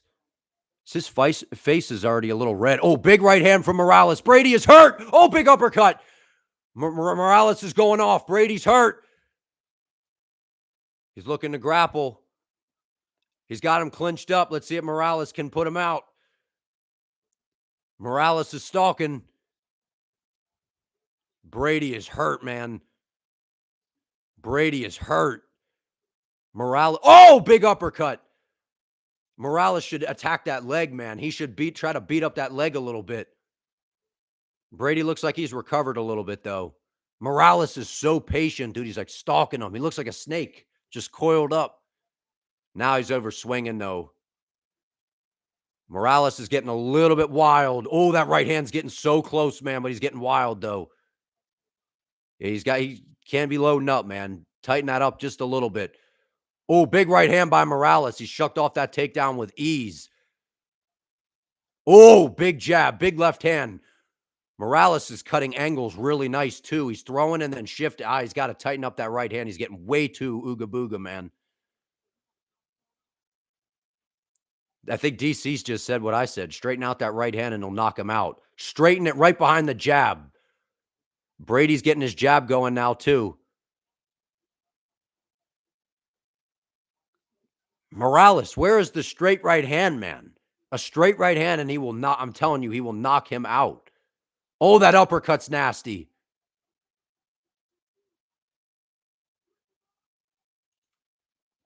Brady's getting ready to level. Oh! Oh! Oh! Down he goes. Oh, Michael Morales. Knockout in round one, dog. He is the unicorn, man. I told you guys, man. Wow, man. He didn't even, no issue at all, man. No issue at all. He just stayed right at the edge of range, man. His distance management, that's one of the big reasons I picked him, man. If you watch that Gilbert Burns fight, man, the way that he maintained that range, he is nasty, man. And if he would have straightened out the right hand, he would have gotten a KO. He would have gotten a KO earlier, man. He is nasty, dude. That was nasty. Usman's like, man, keep these young dudes away from me. He's trying to get Usman's like, keep these young dudes away from me, man. Respect to Brady, man. I like Sean Brady a lot, man. I knew he was in trouble in this fight, though, man.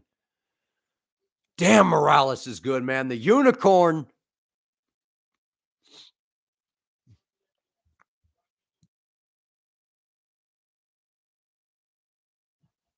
Wow, man. It sucks for Brady, though, because he really risked it, man. See, Morales gets a little bit wild, man. I would love to see him tighten it up just a little bit. Oh, that right hand. He straightened it out a little bit more, man. Right on the back of the ear. Woo! The unicorn, man. He's a my player, dude. Wow. He is dangerous, man. He is so dangerous, dude.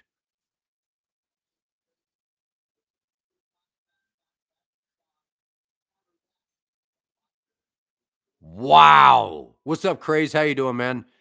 Dude's 25. I thought he was 20. He's either 25 or 26, man. He's going to be a star, man. Already is kind of a star, but he's going to be a big one in the UFC, dude. Wow, man.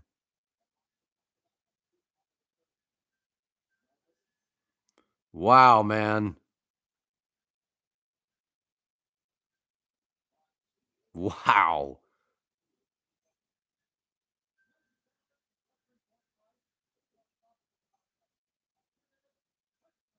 Wow, man. He's 26. 3 main card KOs back to back to back, man. And then Bo Nickal with a head kick KO in the featured prelim. I like the respect between Brady and Morales, too. I like that. Wow, man.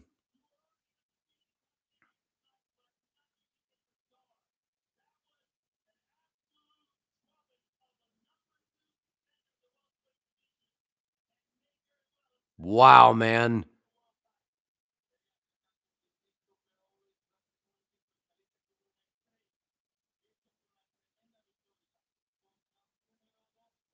That was insane, dude. How was the Carlos KO? You didn't see it? Was it crazy? Yeah, it was a nasty left hand right down the pipe. And Leon went down smiling, which was crazy.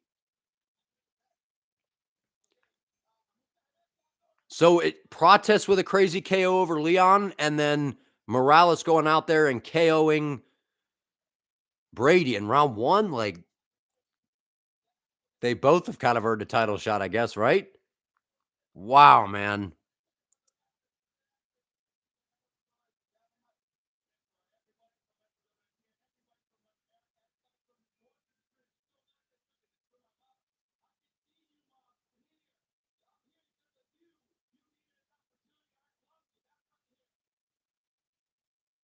That was insane, man.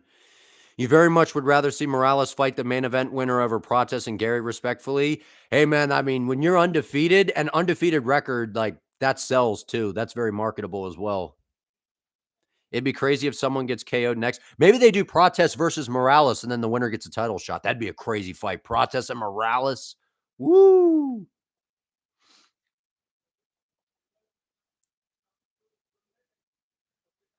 That is crazy, man.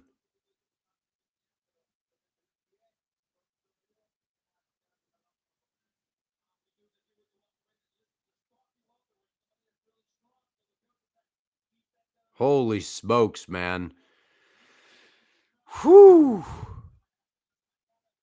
Carlos versus Prates has to happen now. What do you mean, man? Prates has got to fight each other, fight him, fight himself. Yeah, no, Prates versus Morales, man.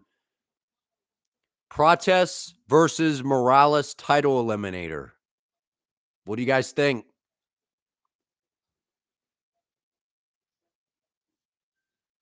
You think so too, Crazy? Yeah, you guys think the same thing. I think that's a good. I think that's a good idea. You think Morales could catch aggressive Prates with a counter? Because here's the thing: Morales leaves a lot of openings, though. He leaves a lot of openings because he gets all wild and where he's starting to, he straightened out the right hand a little bit more and he caught him right on the back of the ear. But Prates throws that straight left hand where I think he could catch him down the middle. So I don't know. That's a great fight. Man, don't be voting on the poll now. Fight's over, dog.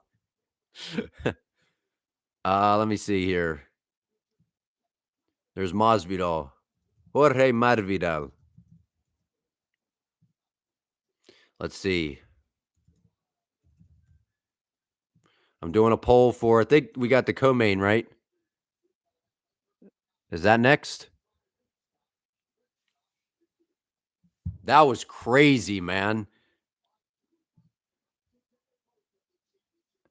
Yeah, I saw they asked, I saw they were talking about Colby Covington and Masvidal, and then Usman was like, don't incriminate yourself or something.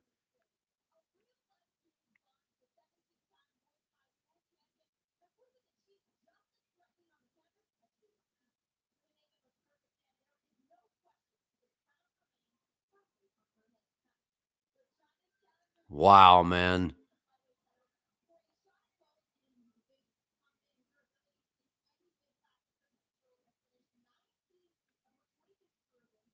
That is insane. To knock out Sean Brady in round 1 is that is crazy work, dude.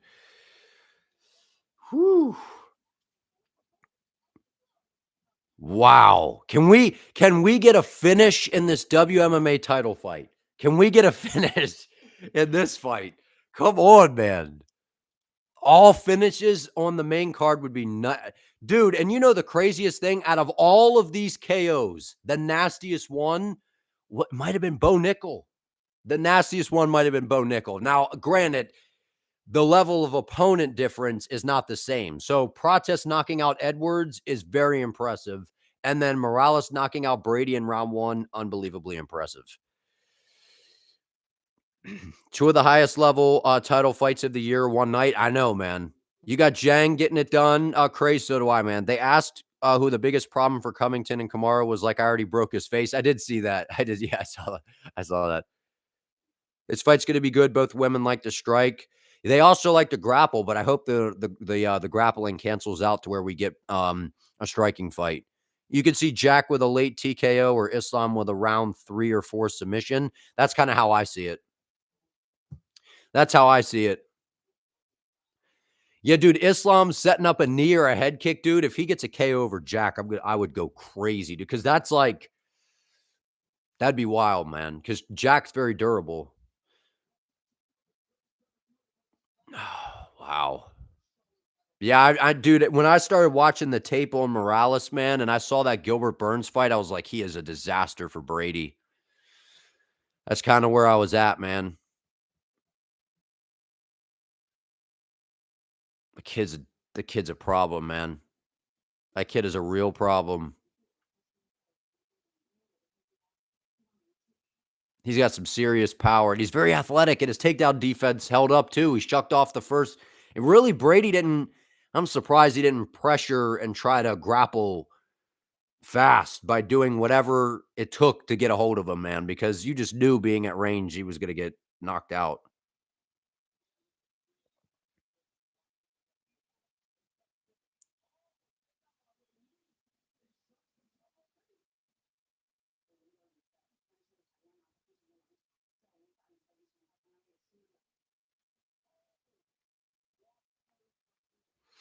Wow.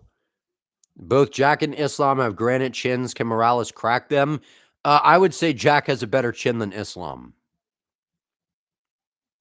So I wouldn't say that Islam has a granite chin. I think he's got a really good chin.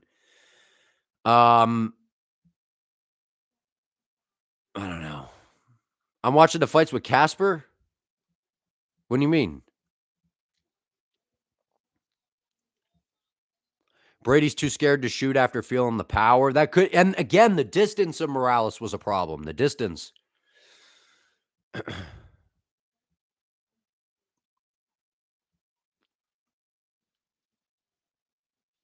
But yeah, I don't know. I don't know. Islam's got a good chin, but I don't know if I would say granite. I don't know if I would say granite. Oh no, no, no. I didn't know. I didn't know what you meant. You're good, man. That's funny. I keep looking away. I got some friends in here. No, Casper, Casper the friendly ghost.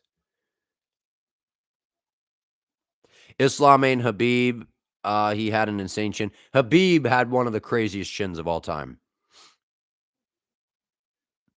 What's up, Luis? How you doing, man? I appreciate it. Thank you. Thanks for popping on here too, man. Yeah, hopefully the stream is popping up on everybody's feeds. So I know a lot of the other people go live during these, and a lot of people go back in and like watch the reactions after. So, you know, we've had some good reactions in this one, man, because there's been a lot of stuff going on. I don't even know what my reactions were. I go back and I watch my reactions because in real time, I don't know what goes down. A Bo Nickal head kick, Benoit Saint Denis round 1 KO in the matter of seconds. And then Prates round 2 KO over Leon Edwards, straight left hand right down the pipe. And then a nasty Michael Morales KO. Like, come on, man. Then again, Jack holds more power. Yeah, I would say so for sure. Do I think Islam's first loss was early stoppage because he was still able to get up? No, was it? He got nailed, man. Ewing is literally the Autobots insignia, dude. What a performance, right? Protest versus Morales. I think Protest versus Morales, early 2026, maybe the first Paramount card of the year if they're both healthy. For the winner gets to fight for the belt next. Number one contender fight. Khabib let Justin hit him and said, "That's all you got." Like, come on, yeah, Justin Gaethje, brother. This guy hit like truck, right? When he talked about Gaethje, how hard he hits. Everybody says Gaethje hits hard as hell. Yeah, Ewing, he's pretty good, man. He's very, very good. Bro got beat by lightweight Pantoja. That was way back in the day, though. Yeah, and dude, Ewing looked good, man. He looked good. But we need to see some improvements from Wellmaker's game. He's got to be a little bit more finesse of a striker to set up those big power shots. He was just banking on throwing big hooks. So there's Zhang Weili making the walk.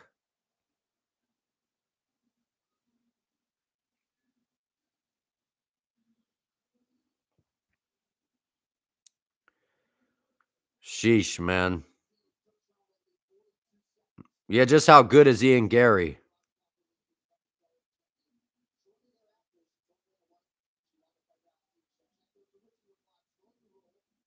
That was crazy, man.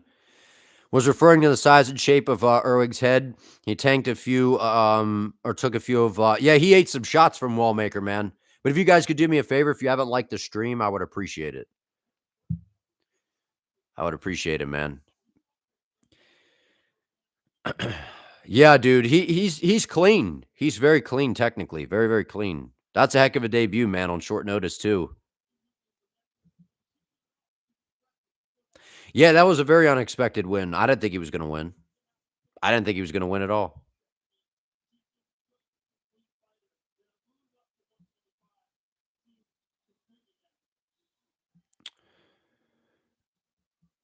Wellmaker got fraud checked, and you're not surprised. Yeah, I mean that guy was good. And Wallmaker did get checked. He got exposed for the aspect of he just banks on big hooks. He doesn't set anything up. He should be jabbing a lot more. He should be trying to pull guys into his shots. You're not going to, the only time you're just going to be able to bank on big hooks like that is guys that are going to aggressively come after you, guys that are going to overextend, guys that are just going to move forward into range like a Chris Mutino. But guys that technically set stuff up, like you're going to have to pull them into those shots. And that's what Wellmaker just, he's not doing that. And I figured that he would be able to because you were preparing for Cody Haddon. And that tells me I think Cody Haddon would have beat him. Because I think Cody Haddon, he's pretty good, man. His ground game is good. So maybe this guy just ends up being that good. Ethan with a Y. Yeah, Ian Gary, man, I think he might be a problem for Bilal, especially considering how well this fight's aged. So yeah, Ian Gary is a very, very, very, very, very intelligent fighter. Very intelligent. Very good footwork. Sets up his shots well. Mixes up the combinations, fights from range, calf kicks. Stays just at the edge of range, being able to counter right away. He's a hard guy to deal with, man. He's very, very good. And his ground game's improved as well. Highlight of the night is Edwards getting rage baited into standing right in front of Protest. If Gary already beat Protest, why not just copy the game plan? True. Gary almost did get submitted by Shavkat, but Shavkat's got finishing ability, whereas Bilal, not as much. Someone needs to stop Morales. He's crazy, man. Who would I pick between Protest and Morales? I haven't picked against either of those guys actually since they've been in the UFC, so I haven't had to make a pick against either of them yet. I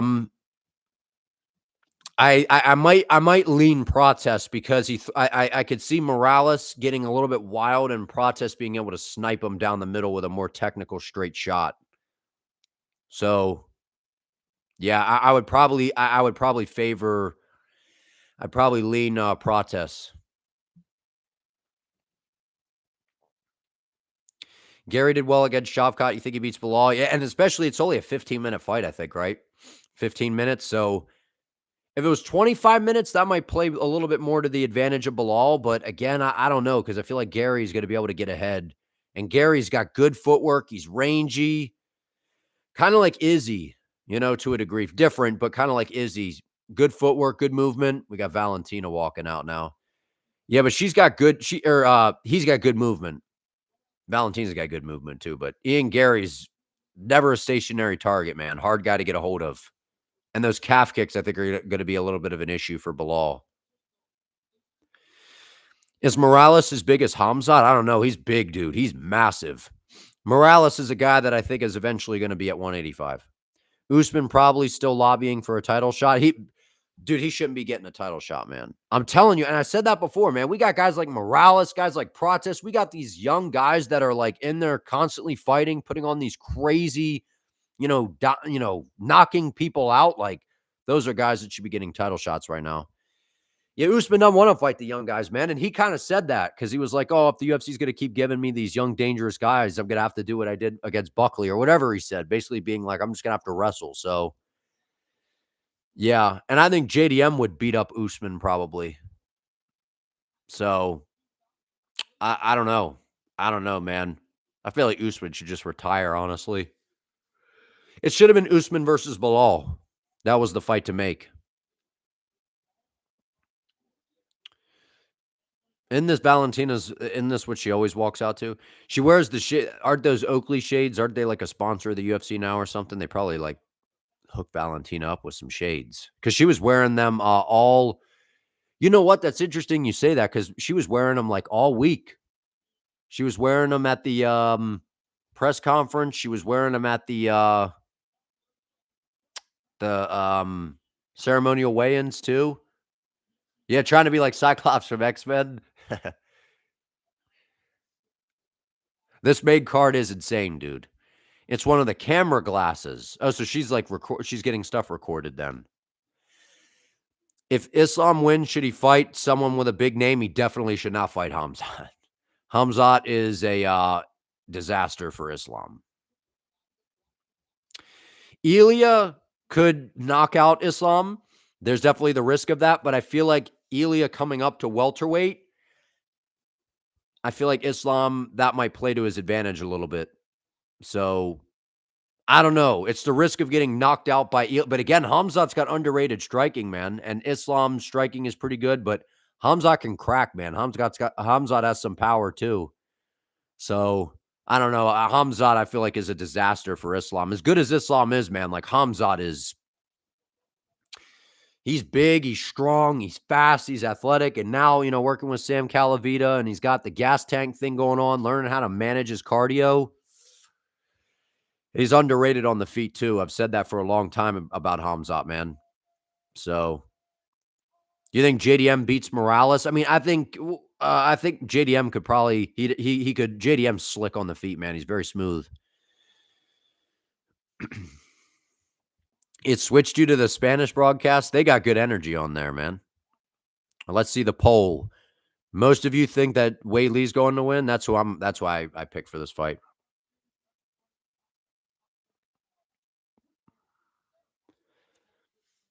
$170. Hamzat didn't do good against Gilbert Burns or Kamaru at 170. Hamzat is really drained it. Yeah, he's drained at 170. So he's not. Oh, I forgot about that. Yeah, he's at 185. So Islam would have to go up, and that wouldn't happen, man. That wouldn't happen. I don't think he's moving up. He'd be very undersized, I think. And Hamzat is a lot bigger, a lot stronger, more athletic. I think Hamzat's a bad matchup for him. I'm not saying I don't think he would finish Islam, but I just think he would out-wrestle him. And then if they're on the feet, I mean, it would be actually kind of interesting on the feet, but Hamzat's got power, man. He really does. And Hamzat should have beat up on Gilbert Burns, man. That fight shouldn't even have been close. That's why his coach, who's not even in his corner anymore, Andreas Michael, I don't even know if he really trains with him anymore. That All-Stars coach, Coach Gustafson and stuff. He was screaming at Hamzat because he was brawling with Burns. If he just stayed long and technical, man, I think he would have picked Gilbert Burns apart and would have been able to finish him. Yeah, he starts GM3 with one punch. Nobody's done that to GM3, not like that. Yeah, Dylan Dennis, I think he got, yeah, he got jumped or whatever. Who should face the winner of this title, fight? They might run this one back, but, isn't Natalia Silva the number 1 contender right now? Natalia Silva, I think that this is her weight class, right? She's earned a title shot. She's really good. I'd like to see her fight one of these women. I don't think Hamzat's moving down again. I know he talked about it, but I don't think he is, and I don't think he should, because to me, he's clearly compromising himself at, 170. He drains himself too much. I like him at 185. I think it affected his gas tank a little bit too at 70 as well. When I say stop, you stop. If you want to touch, now's the time. God bless. We got Mark Goddard reffing this one.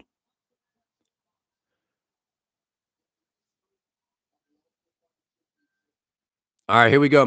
Co-main event.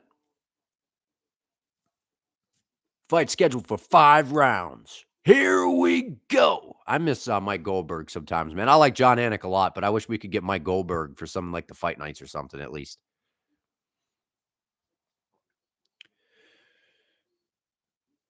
Weili looks like she's filled out to this weight class pretty nice. She looks strong. Good leg kick from Shevchenko. Shevchenko's going to try to play the kicking game from range, man. Weili's going to have to explode in with the boxing. Oh, big right hand from Weili. And that's the other thing about Valentina with that Muay Thai style. The hips are square. That head does not move. It's like a Pez dispenser. Just throw good straight power down the middle. Good kick. Valentina's that kick to the body. She's going to try to bring up a head kick. I'm telling you, watch for that head kick. Throwing it to the body. Because remember, Rose hit Weili with that head kick. Valentina's going to try to set up that head kick. Now Valentina's starting to pressure a little bit more here. Well, Weili's got to keep that chin tucked and got to keep that right hand up, man, because I'm telling you, little Superman punch from Shevchenko.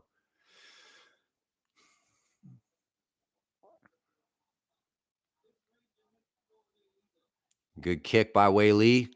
Yeah, she's trying to figure out the distance. I think she's already kind of got the distance down a little bit though, but she can't just let Shevchenko chip away. There's that head kick. That was labored though. Shevchenko a little slow on that one there.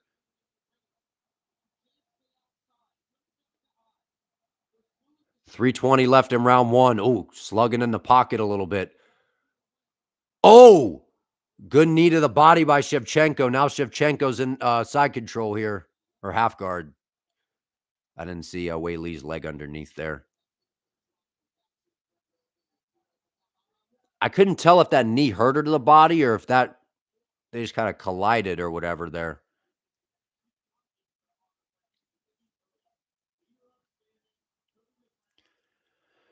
All right, this is where I had questions about Weili's ground game against Valentina here.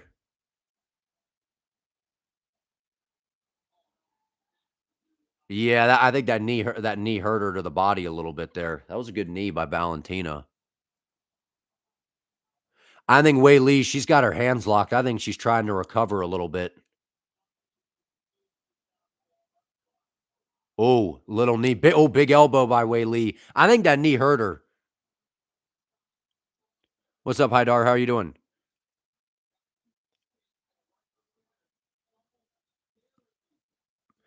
Yeah, Weili, she that the range, it's crazy because while Valentina is only an inch taller, oh, sh I couldn't tell. Did that land, that spinning back fist or spinning elbow? I couldn't tell if that landed. But the problem is Weili, as much as like Valentina is just a slightly taller, the range they're so far apart, and Weili has to do so much to close the gap. I didn't realize that it was going to be that big of a, as DJ would, Mighty Mouse, the void. The void is crazy, man.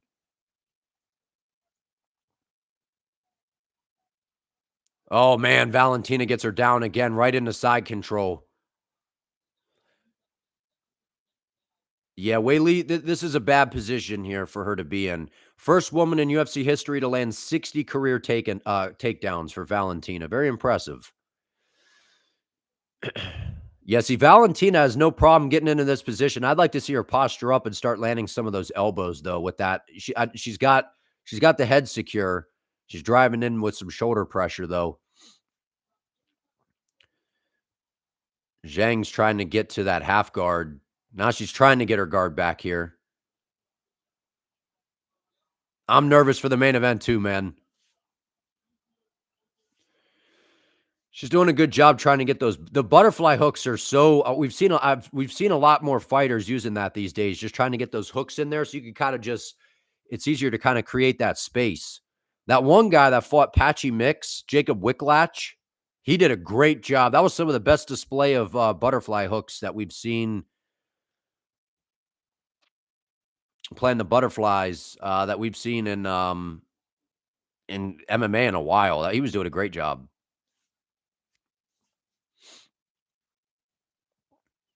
15 seconds left in round one. That's round one. That round one goes to Valentina here, man. And she's got a clear edge on the ground so far. Weili's going to have to take chances with her hands.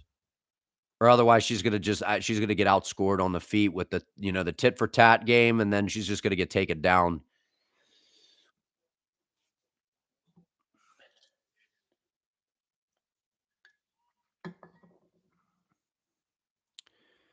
(10-9) Valentina after round one. Yeah, that was I think a pretty clear round one for her. Watch that head kick, though. Watch that head kick from Valentina, and she knows she's going to be throwing it to the body, trying to set up that high kick, because remember, Thug Rose caught Weili with that high kick before, and then also Weili has to close the distance, so that's when those knees are going to come from Shevchenko, and then those spinning elbows and those spinning attacks. But if I'm Weili, try to feint and then try to bait her into throwing one of those spinning attacks. Then you can get her back, and then now you can take her down and get into a dominant position. We saw Valentina make that spinning mistake against was it Grasso, and that got her in some trouble. There's a locker room shot with Islam. Yes, Shevchenko does look quite a bit bigger. Some of it, I feel like, is her posture too. That Muay Thai stance, when you're very upright like that, your like presence is very.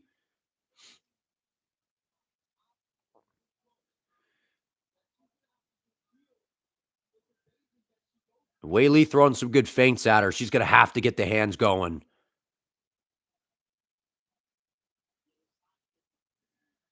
You're in Mesopotamia?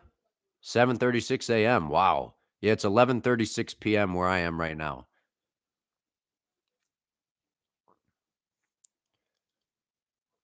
Oh, good one too by Valentina.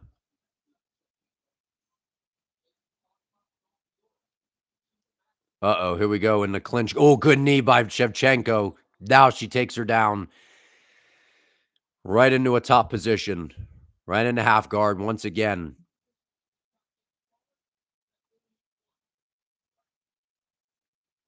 The size and the strength difference is noticeable here. And Shevchenko's technique is very good as well.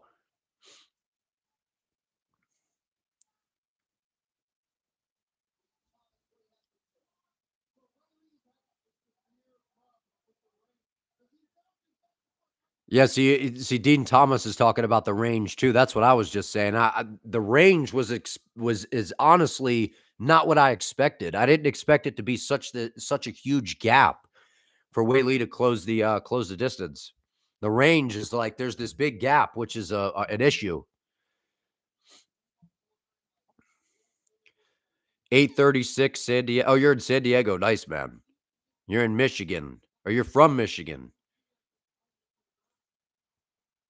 Shevchenko's using, she's definitely using her size and strength here. I'd like to see her be busy on the ground here, though. Let's try to get a finish, man. If we're,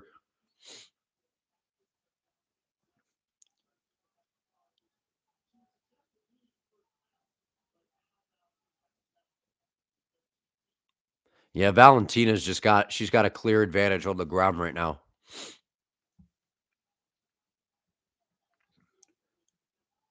Oh, she's got her in the crucifix here. She did. Yeah, the lighter woman skill is not working right now in this fight. You think she's gonna do what she did with Grasso in the 3rd fight? Yeah, pretty much.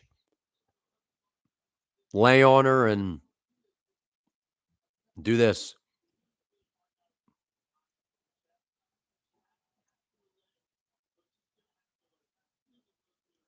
Oh, boy.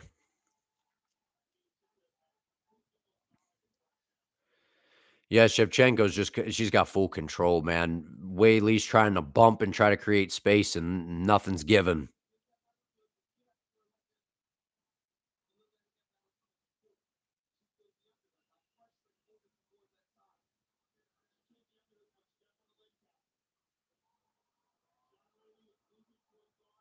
I mean, but Valentina's not landing anything, man. She's not even threatening a submission. She's not even landing any shots whatsoever. Nothing. There's a punch or two.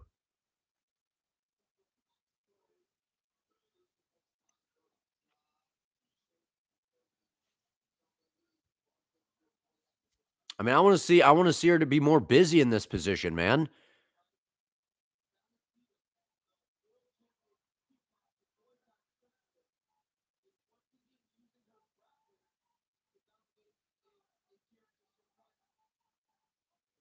Yeah, Weili's gonna have to she's just gonna have to open up on the feet and try to she's just getting dominated on the ground.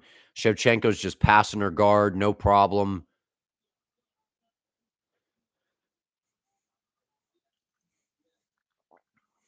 Yeah, I mean, it's impressive. She's just in complete control.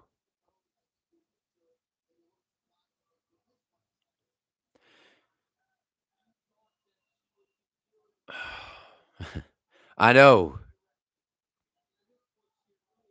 I mean, here's some more shots from Valentina, but I would like to see her posture up and try to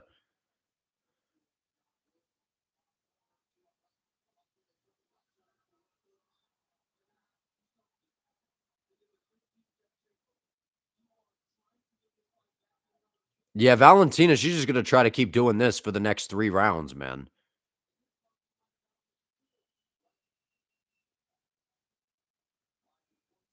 Sheesh, man.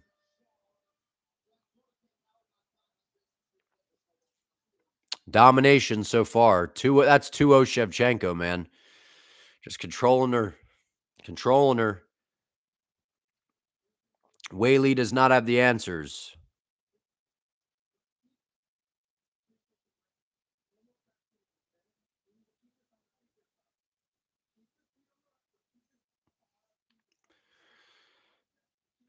And she's got John Wood in her corner, and he's giving her the right information. She needs to take risks. She did early with that big right hand. The problem is she's having a hard time with the range.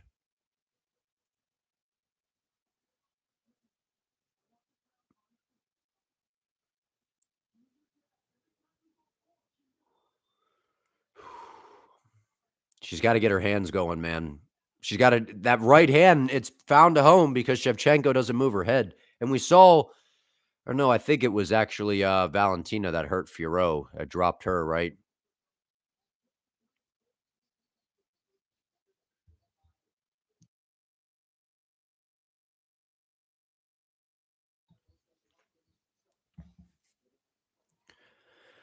Alright, here we go, round 3.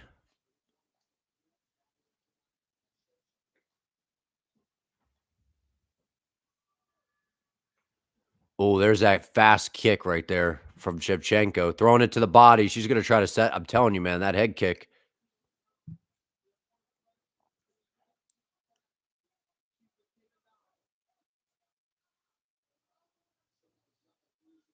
Shevchenko's doing such a great job of managing the range, man.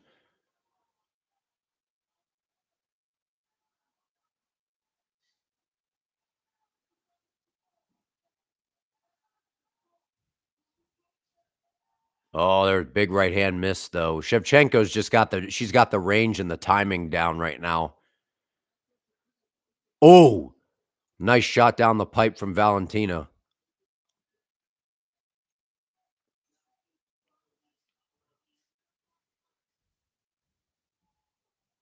A nice jab by Valentina as well. She's starting to open up with the hands a little bit.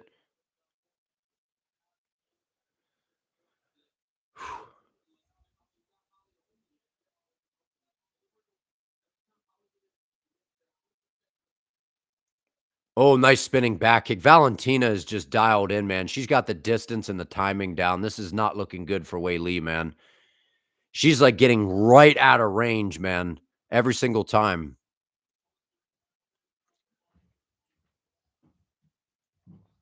Don't be silly, jump the gilly.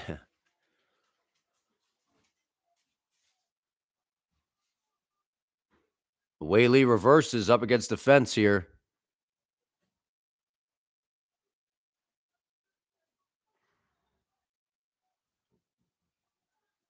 Yeah, we gotta see how this round goes because it's 2-0 shift. Oh, good elbow by Weili off the break. That was a good elbow.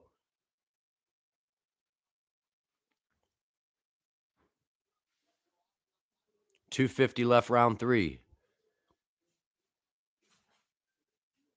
It's just crazy the distance in between and how, like, Valentina just oh, good knee, walked her right into a knee. That was nasty, right to the body.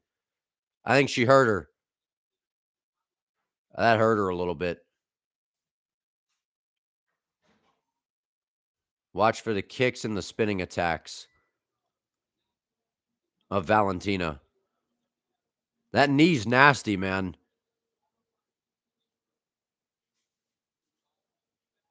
And it's deterring Weili from trying to close the distance, which she has to close the distance, obviously, because of the range.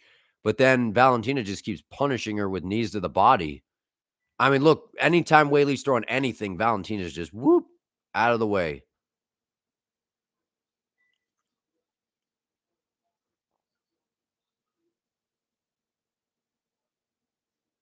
Oh, that right hand, man. She's got that was close.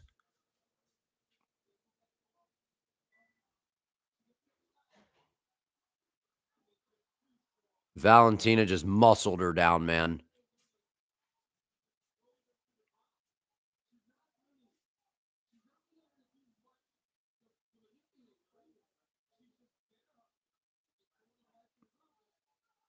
Ragdolling her around, man.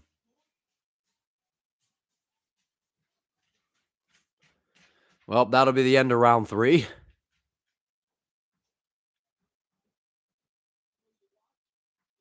Yeah, she's getting destroyed. Like, she's getting picked apart on the feet, and then she's just getting held down and controlled.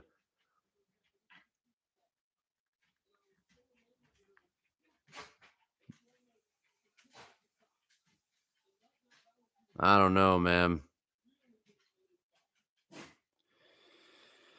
Oh, 45 seconds left, round 3. Valentina's just laying on her.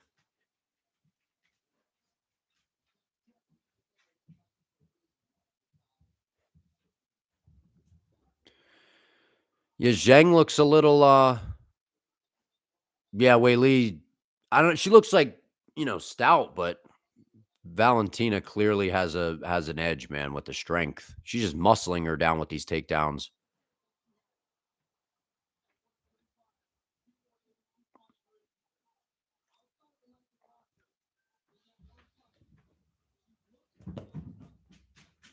Well, that's 3-0 Shevchenko. 3-0 Valentina. This fight isn't really even close, man.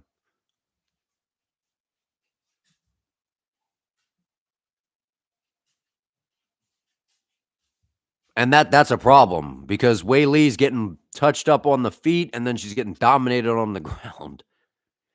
Yeah, she's got to take a crazy risk. I agree. She's got to let her hands go. New York, how you doing?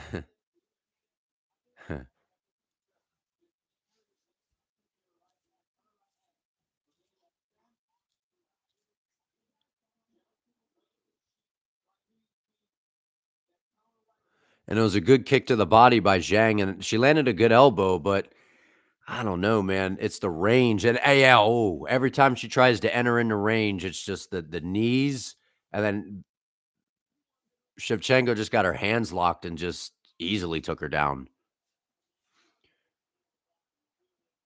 There's Jack getting his hands wrapped. Islam warming up.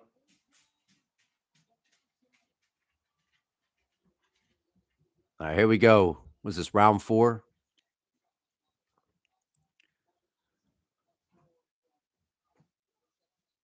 All right, let's see.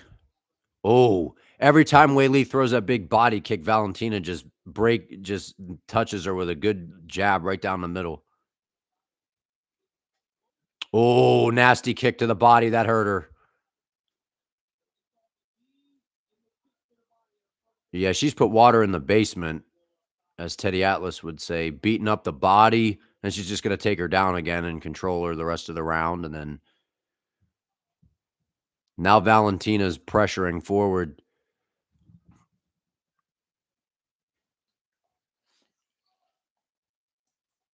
I mean, literally every time Weili tries to throw something, Valentina is already way out of the way.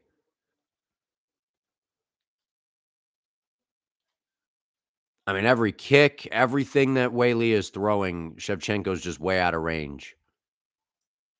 Oh, nasty kick to the body, punishing the body. That head kick's coming. There it was.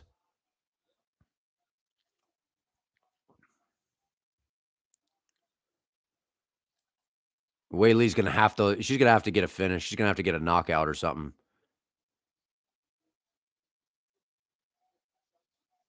Here comes the knees to the body. Good elbow by Weili. Nice elbow by Valentina.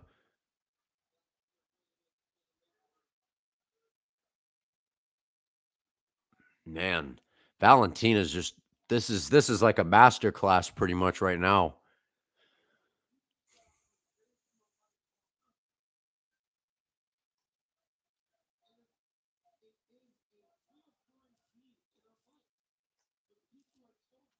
3 minutes left, round 4. I mean, everything that Weili throws, like, I mean, she's just, like, hitting air all to the body. She's just punishing her to the body, man.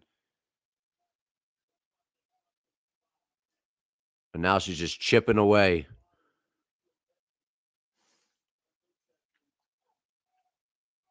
And that head kick's coming, man, again, because now Weili's reacting because the body's battered.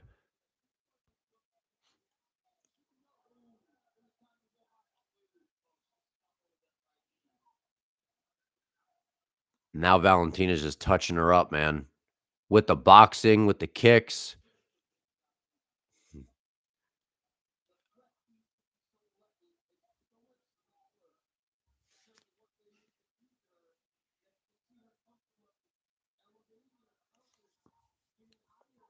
2 minutes left. Valentina and now Valentina's just picking her apart on the feet too.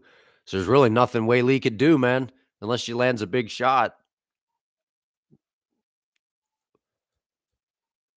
And Weili's just throwing 1-2s.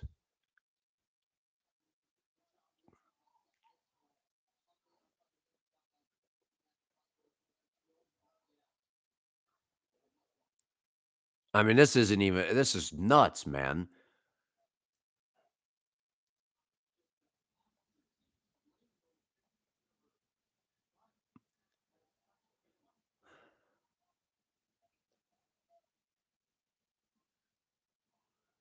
What's up, Robert?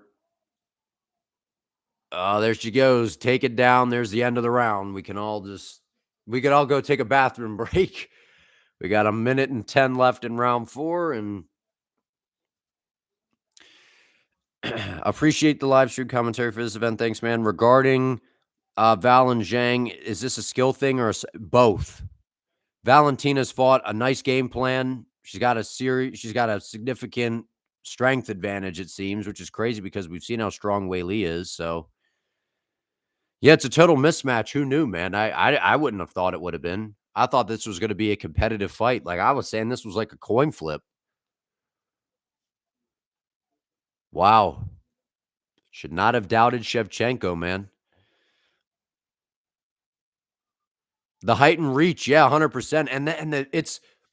It's like it's that as well, but it's really the fact that the distance is so, like, wide. Like, you could just see it when Wei Lee's, like, moving and she's trying to, like, get into range. It's just Valentina's just way out of the way. Like, Wei Lee's not even close, man.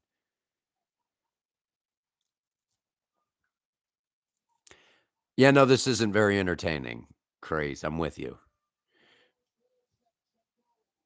Zhang picked up Shaq, so how strong is Valentina? I guess Valentina could pick up Shaq on one arm and Ngannou on the other. I don't know.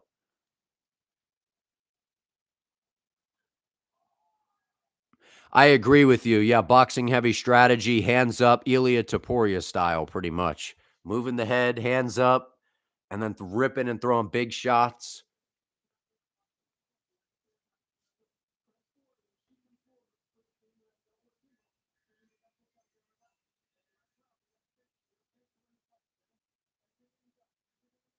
John Woods keeping it real, at least. He's like, we need a, well, obviously, I mean, clearly you're down 4-0. He's like, we need a finish.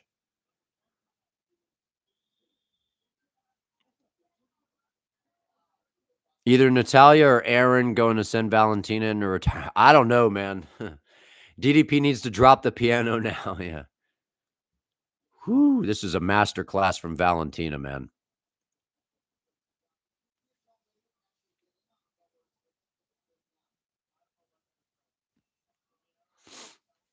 Let's see.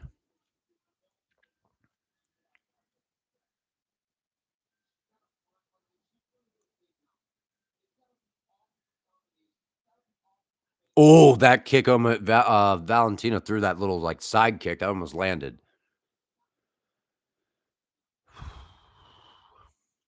Weili needs to stop with the kicks and just box.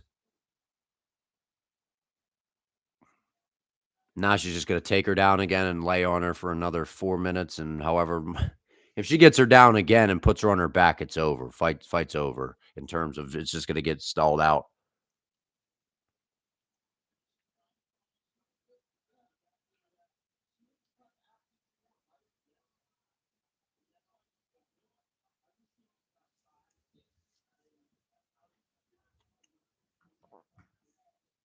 Yeah, this is a problem for Wei Li here, man, because again, it's also not so much just the size. It was a nice strategy by Shevchenko, the knees to the body, you know?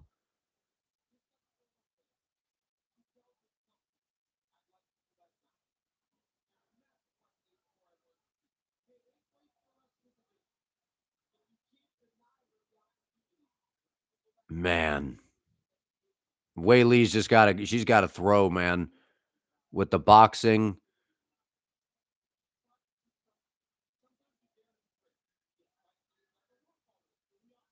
Yeah, skill and it's not just size, man. It's also Valentina's just got she's just mixing up the tools, man. She's outlanding her with the boxing, the kicks, the knees, the grappling. She's gonna take her down again. Here you go. Over. I'm gonna lay on her for 3 minutes. I wonder if Valentina's gonna read her a bedtime story. Hush, baby Zhang, don't say a word. You can go back to your weight class. Don't come back to flyweight again. You are too small for me, my friend. Yeah, it's I mean, this is 2:30. You did the right thing. Yeah, I put the dog to sleep with me singing as well. And my dog's sleeping too watching this fight. Did you do the right thing taking a bathroom break? Yeah, you haven't missed anything. So, yeah, how's everybody's day? Yeah, you called that about this fight being boring, man.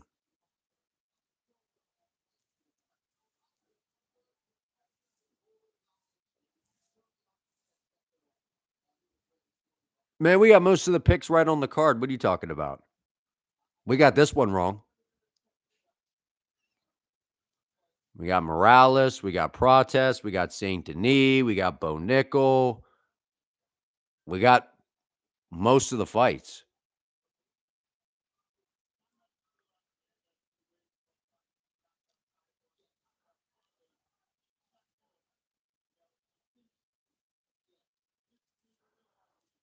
No YouTubers can ever get these fight predictions right.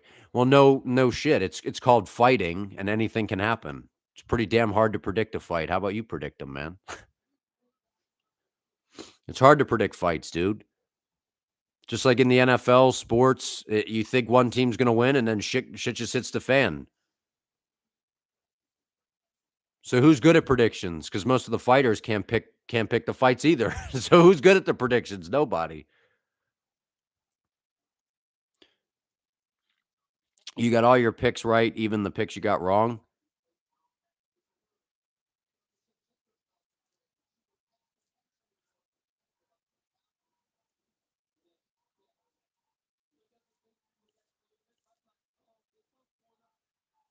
Yeah, the fighters, a lot of them, they make some bad picks. Bilal Muhammad makes good picks.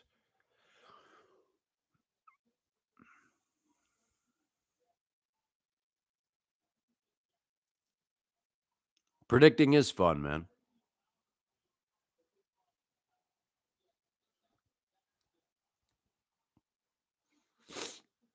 Yeah, this shit's over. A 5-0 clean sweep for Valentina. I know Valentina. Start digging into the legs at the last 20 seconds.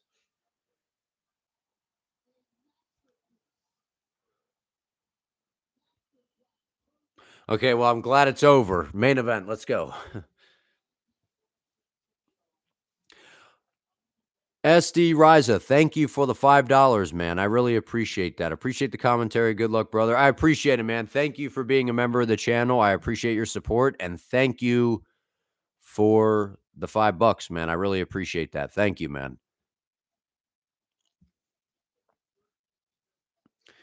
Yeah, that was a clear 50-45. That was a clear 50-45. This is the definition of when you're so much older, big bro is bullying you. Literally, it was like bullying pretty much.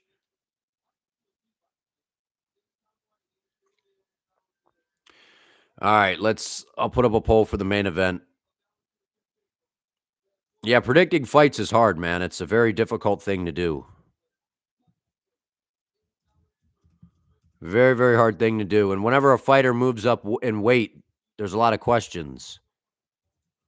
You know what I mean? You never know how good they're going to be. You never know if there's going to be a strength issue. Sometimes there is, sometimes there isn't. We see fighters move up all the time and they usually win. Cormier, Jones, Elia, Connor, Cejudo, you know?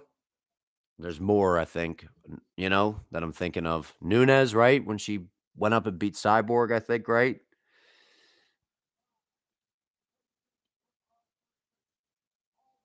50-45.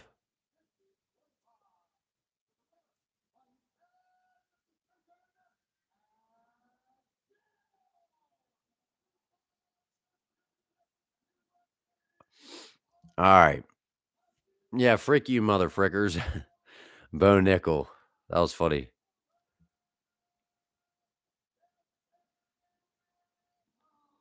I appreciate it, Robert. Yeah, dude, man, it's like, with football and stuff and other sports, things happen, man. It's hard to know, you know?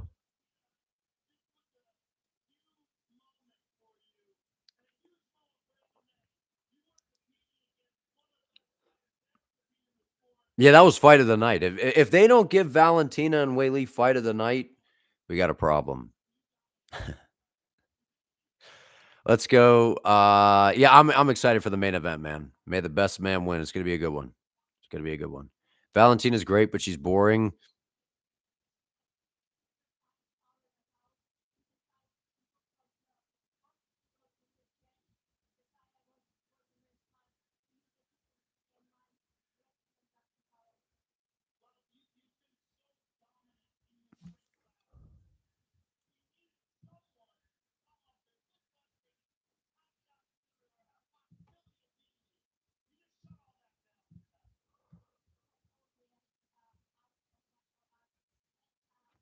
Get that dude out of here.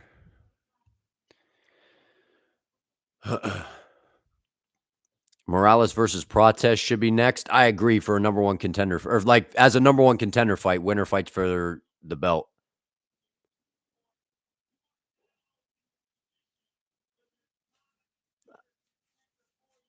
Yeah, who does she fight now? Natalia Silva, or I don't even know.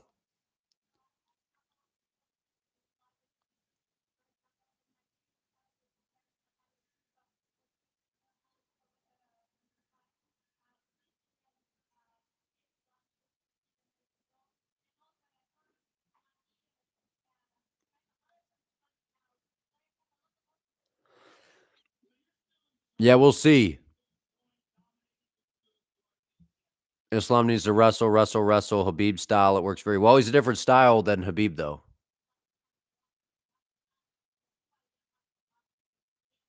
So who do you guys think Valentina fights next?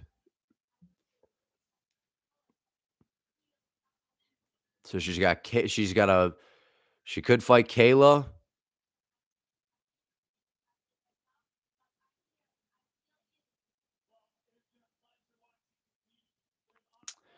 Big fight coming up. I know, man. No matter who wins this main event, you're going to be. Yeah, me too, man. I'm excited. I'm excited.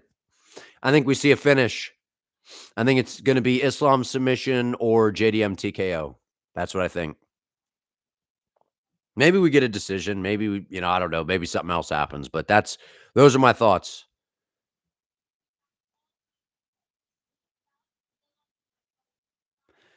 I know, man. I don't know how Morales makes 170. He's massive, dude. Massive for the weight class. Huge. Crazy power, too.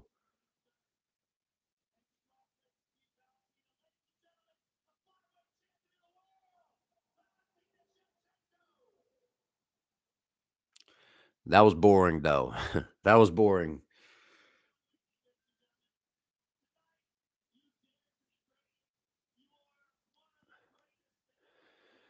Prates apparently is like 195 and eating Nutella cake during. I know. I heard about that, too.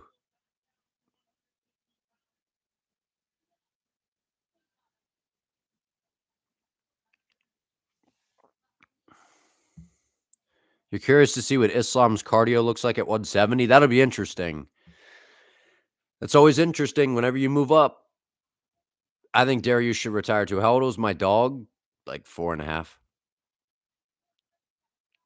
Don't know how that works. I mean, Prates to me seems like one of those guys where he's got that frame where he could just kind of easily, he kind of just holds weight and then loses weight easy. I don't know. He's just one of those kind of guys that seems like he could kind of get away with being a little undisciplined with the diet so close to a fight.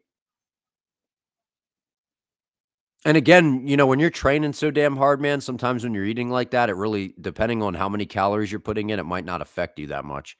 Doesn't affect certain people certain ways. Yeah, but I think Dariush, that's out of his last, what is it, 5 fights, 3 of those have been KOs. Remember, he got KO'd by Charles, KO'd by Armin brutally, KO'd brutally by BSD, and then now, or no, yeah, BSD, and then got dropped by Moicano. So, no, the Blanchfield sub Tracy. Blanchfield got a finish. Yeah, I think Islam's cardio will be all right.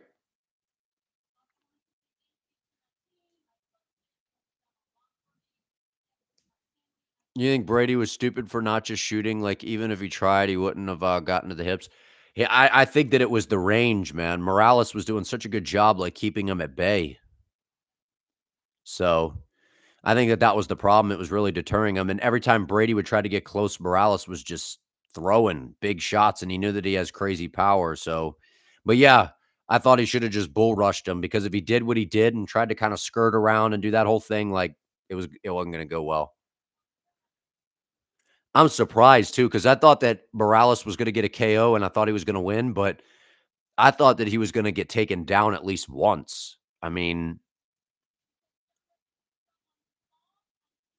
pretty impressive.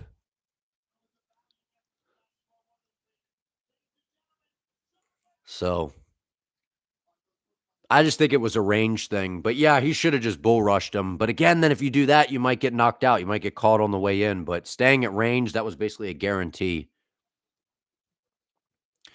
Yeah, I saw Dylan Dennis. Yeah, they went after Dylan Dennis. Yeah.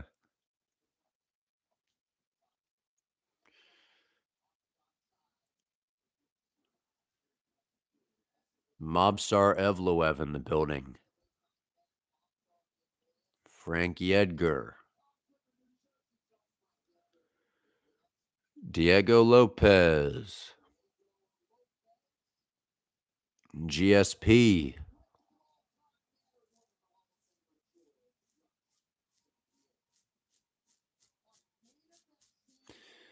All right.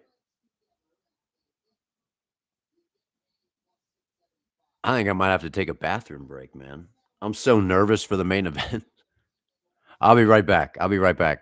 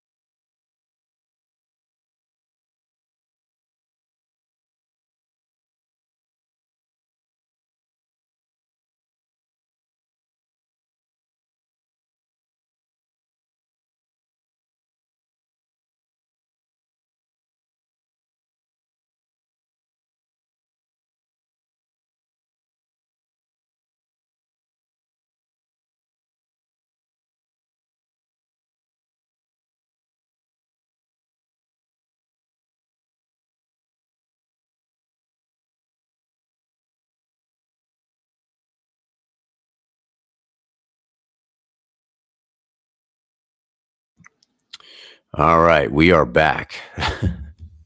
I'm nervous, man.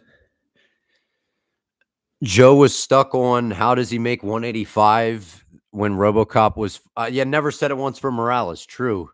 But I think RoboCop will eventually go up to light heavyweight maybe at some point. These welterweights are massive, man. They are massive.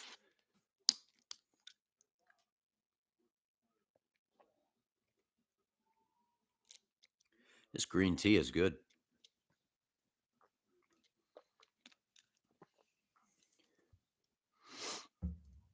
I think it's a tall task for both people, man, or for both fighters. I think it's a tough fight for both of them. On the feet, JDM's a handful, man, for anybody. Here we go, man.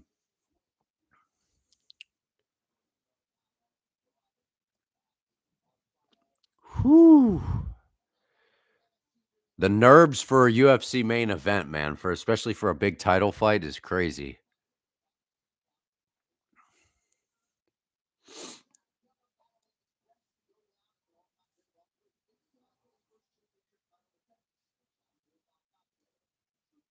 Will JDM be heavier than Islam? Yeah, he'll probably be. I'd imagine he'd be a little bit heavier. I think he's going to be a little bit more like stout. Yeah, my heart will be beating fast too, man.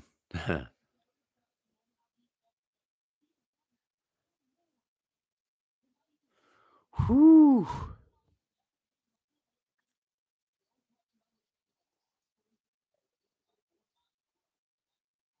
I hear that.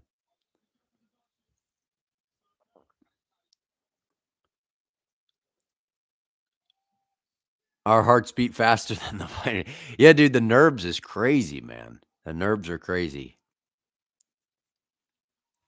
Yeah, see, I feel like that Darce, if Islam gets him in that Darce, that's gonna be hard to get out of. If he could get him into that position, that's gonna be very tough to get out of. I don't know if anyone's ever gotten out of an Islam Darce, if he's ever gotten that locked in, if anyone's ever been able to get out.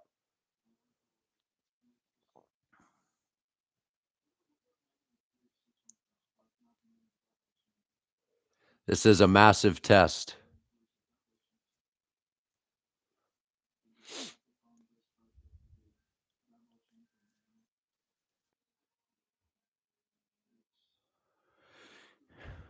Real super fight 5 years from now, we might be calling Islam to go to the sport. We'll see. Big test. We'll see, man.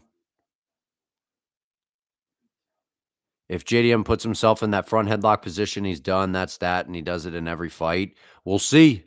We'll see. Jack has to be extra careful when scrambling. This isn't Bilal or Burns. True. And again, this is all I'm going to be interested to see. Can Islam get the fight to the floor? How does he close the distance? How does Jack approach him? If Jack does get taken down, what is his approach? Dude, all these questions, man. This is what, and then people are like, oh, well, predictions. It's like, because you just don't know. You don't know how fights could plan out. Who knows? Maybe Islam's ground game's so good he just takes him down and there's levels. Or Jack has all the answers. Down blocks, keeps the fight on the feet. Islam can't get him down, or he scrambles right back up, puts it on him with the boxing. Like, that's what makes fighting, man. Like, it wouldn't people wouldn't be so interested in fights if everyone was like, yeah, man, we got 10 fights here. Everybody knows who's gonna win. Like, it's that's what makes the UFC and fighting so amazing, man. Yeah, Islam, I'm pretty sure, like, whatever he wants to take down, he pretty much gets them most of the time, so we'll see. Yeah, I would imagine, unless he catches him with something early or something like that, like, I would imagine that this fight is going to hit the floor at some point, but we'll see. I would imagine it will. Can Ilya be triple champion? I mean, I don't doubt Ilya Taporia. Him and Poatan, when it comes to like moving up weight classes, and those guys have so much power that if they hit anybody, like they have a shot, you know?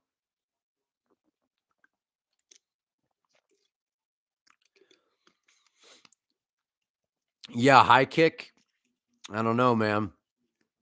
Those head kicks are nasty. That if you could set them up right. I thought that Valentina was going to catch Weili with a head kick, the way she was setting those up.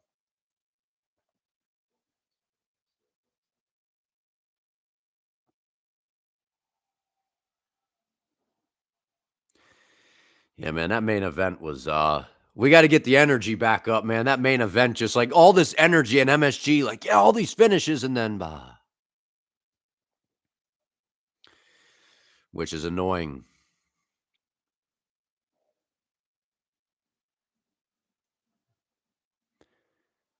You hope Ilya's divorce is not his downfall. I saw that there's something going on there. I don't know what is going on there, but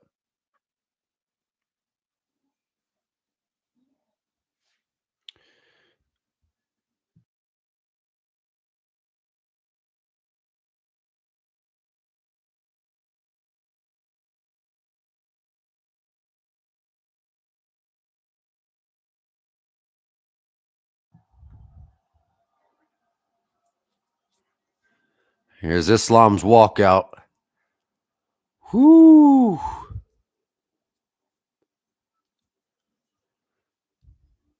Looking to become the first Russian two-division UFC champion.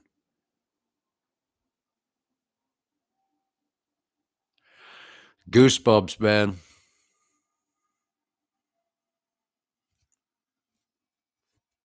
Whoo! Fight nerves, man.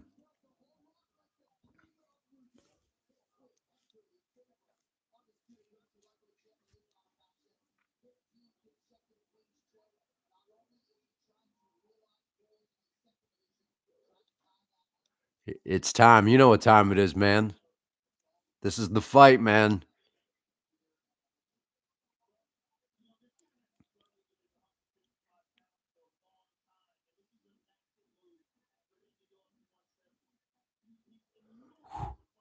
I'm excited to see him and Jack when the ref calls him to the center. I'm excited to see what they look like physically.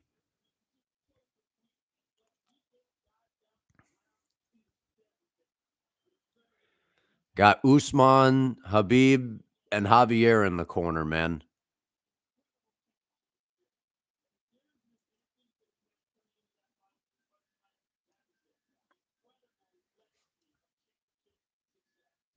Phew. I know that's a crazy corner, man. Because Javier Mendez, all the guys that he's just had so many years of cornering, man. Like DC, Kane. I think he cornered Rockhold, right? Because I know Rockhold was at AKA. They've had so many good fighters, man. And then now with, Islam, even Habib, Usman, a lot of cornering experience, man. Even with Habib as well, even for Habib. Let's see, is Jack going to walk out to TNT? Got to wonder if Dustin was able to piece up Islam, what Big Jack's going to do to him. We'll see.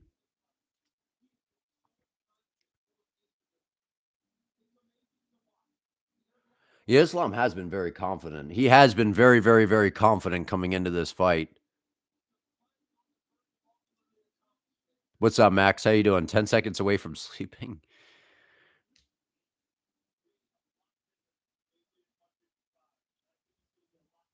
Yeah, I think he was compromised in the Dustin fight and still went out there and was able to do that. Yeah, the boos are loud. I could hear them, man. That's crazy that people were booing JDM, man. Like, he's a cool guy. TNT. Cause I'm TNT. Dynamite. Do do do. Do do do. You're sleepy like Leon. That's messed up, man. I'm doing good, man. Hope you're doing good. Whew.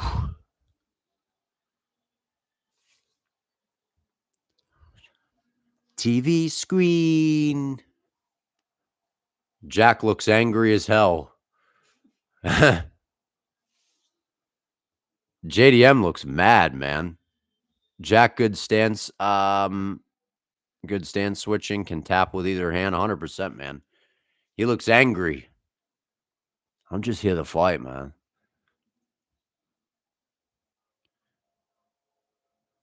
I'm just here to take him out. Well, I think what pissed off Jack was Mike. Did you guys hear? I think it was Mike Bond, the Kermit the Frog sounding reporter guy. What he asked him at media day. I think that was him, right?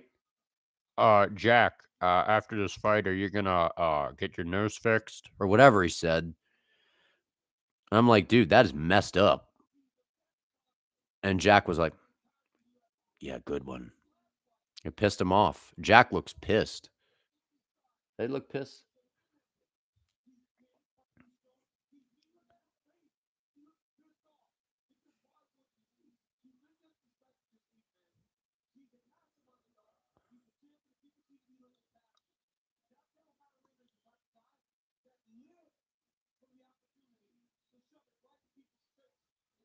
Either JDM dominates Islam in the first round or Islam smokes him and dominates. I don't know, man. I really don't. This fight, I just see so many possibilities. I just can't wait to see how it plays out.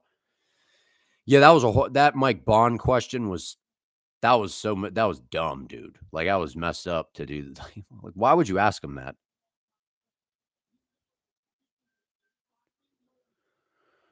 Whew. All right.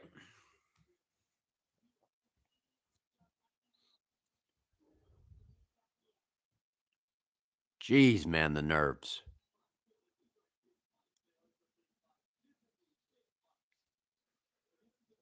DC's got me all hyped up too by him going, this is a big fight, man. Him and Rogan, especially Rogan. One thing I will say about Joe has got the gift of hyping up anything. He could get you excited for anything. Getting DDP versus Chimaev flashbacks? I don't think so, man. Islam and Hamzat are just different styles of, I don't know, man.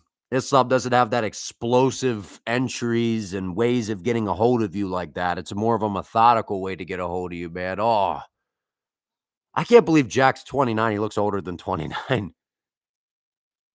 Oh, here we go. Introductions, man. Oh, I'm so nervous, dude. I'm afraid to pick up the drink. I'll be like, no, I'm not, I'm not that. I'm not like that.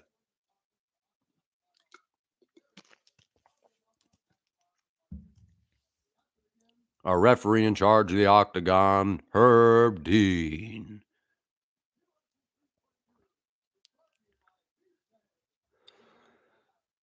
I didn't even. What is V Chain? I didn't even see that. It's like the whole week, everything on YouTube. It's like V Chain UFC press conference or whatever. I'm like, I didn't even see what it was. I guess they're like the main sponsor for this event or whatever.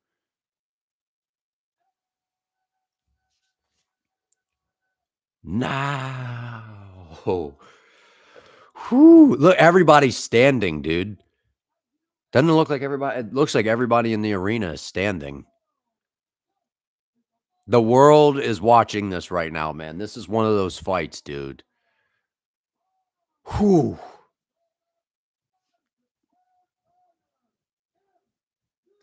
If Jack wins, only option to beat him is in the striking. You think he dips his head too much, and the next guys on the line can catch him with a knee, and they are huge. Yeah, I don't know, man. I don't know. I'm not even thinking about that right now, man. I'm locked in on this. This fight is crazy, dude.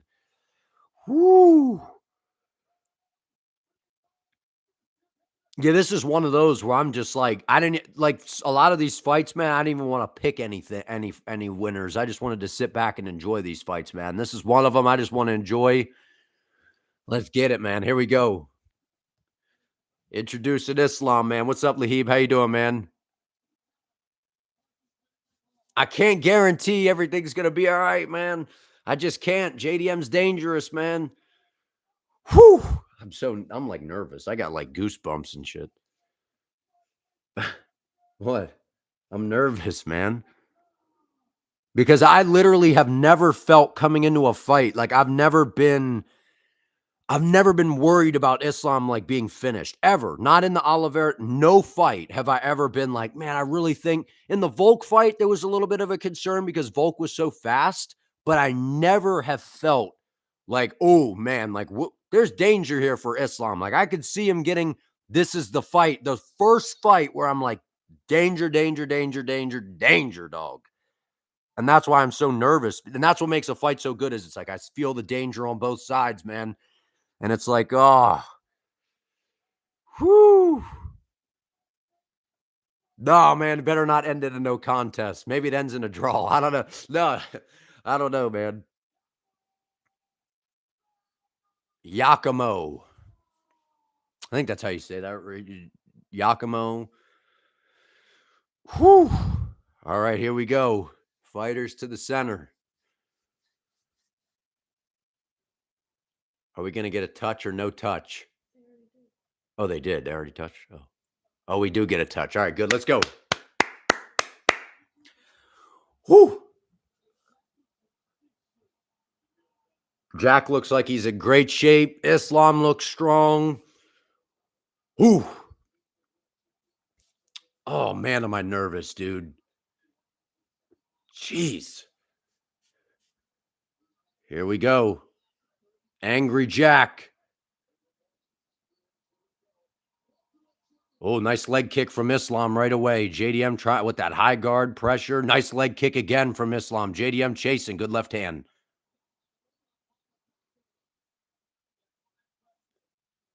Smart with the pressure. Nice leg kicks by Islam right away. That's part of the game plan, clearly. Attack the leg, knowing he would come out southpaw. Jeez, dude, I can't even, like, talk. I don't even know what I'm saying. Whew.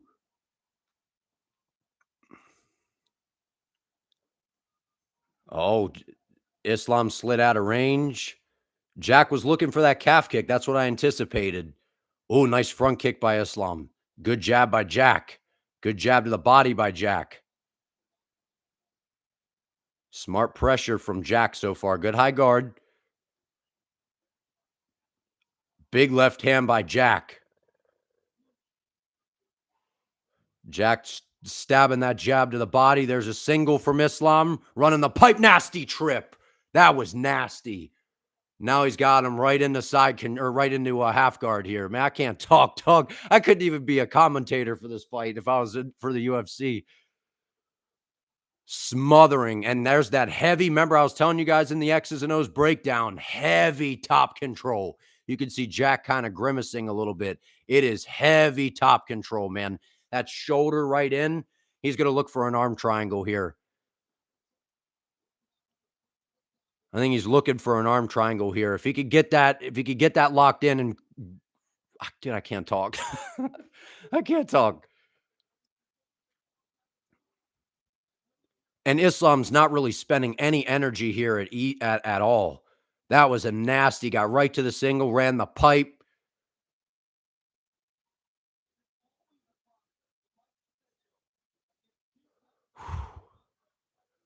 And I mean, that pressure and that'll drain your gas. That'll wear on you a little bit too, covering up the mouth, that shoulder. It's miserable. If you've ever like grappled and been in these positions, it just sucks, man. It just sucks. Jack's gonna have to try to bump and create space, but the problem is I think that their approach, especially early, he's gonna try to get his guard back, but they're it's very evident they're really trying not to explode. See, now he's building his base, but Islam, nice scramble here. Now Islam's on the back. Jack's scrambling well here. Oh, Islam right to the back. He's got his back up against the fence here.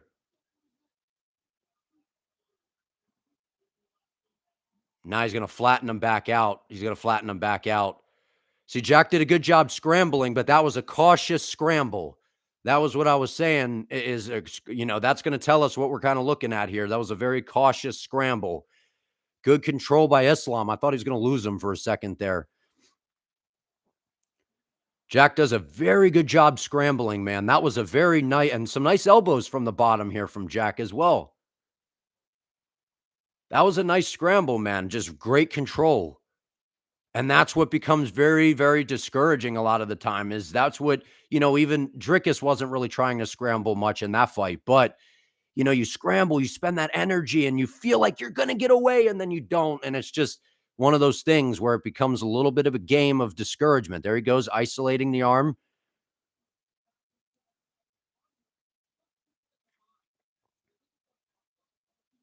That's what I was just saying. What DC saying is what I was just saying. Some nice little soft ground and pound shots here. Oh boy. He was trying to attack the neck. JDM ready. I mean, training with Craig. Oh man, he's gonna go for an arm and guillotine here, right? He's got an arm and guillotine here. Jack's defending well. He's doing everything right on bottom here. Jack's trying to bump. It looked like he was trying to bump sweep there. I mean, just dude, and that's what we say when we're talking about like this grappling style. It's just more like what Bilal was saying. It's one of those things when you're in there and you're feeling it, it just seems like it's just a different kind of pressure. Jack's attacking a leg here.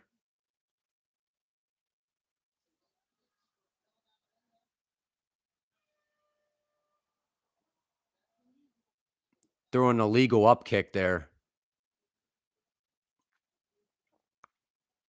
All right. Round one goes to Jack. No, Islam got that one. That was impressive, man. Some good leg kicks. Jack was applying some good pressure. Now here's what's going to get interesting is where is Jack's gas tank going? How's that going to hold up here? Because like I said, coming into this fight, I'm curious to see if we haven't seen him on bottom for long periods of time because he's been able to scramble and he's been able to kind of not spend a ton of time on the bottom. So I'm going to be curious to see if that kind of zaps at his gas tank a little bit. And then Islam as well. He's the guy that's moving up. Spent some energy there, but I don't think he spent too much energy. And the way that he got that takedown, they're showing it right now. I mean, and that's the difference. The trips, the sweeps, creatine Islam, man. Yeah, Herb's giving him a warning with that illegal strike. But that's, again, JDM, again, Islam landing those shots on the feet, try to gain some respect, get that high guard up, and then that's going to allow, now maybe Jack brings his hands down to try to help defend takedowns. Here we go, round two.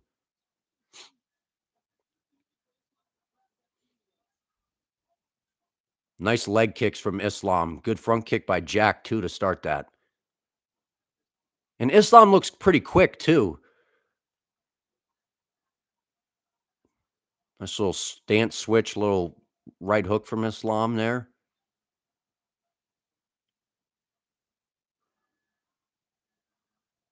Caught the leg again. Jack gets away. Good defense by Jack.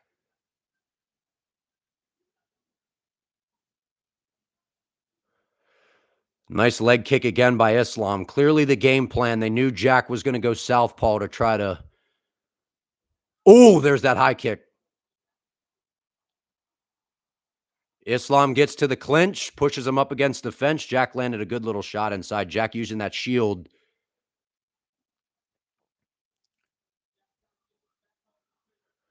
Yeah, this is a Jack's got to get his back off the octagon side here because this is there comes those trips. Islam's going to play with his feet. Oh, nice throw by Jack or trip by Jack, but he's going to end up on bottom.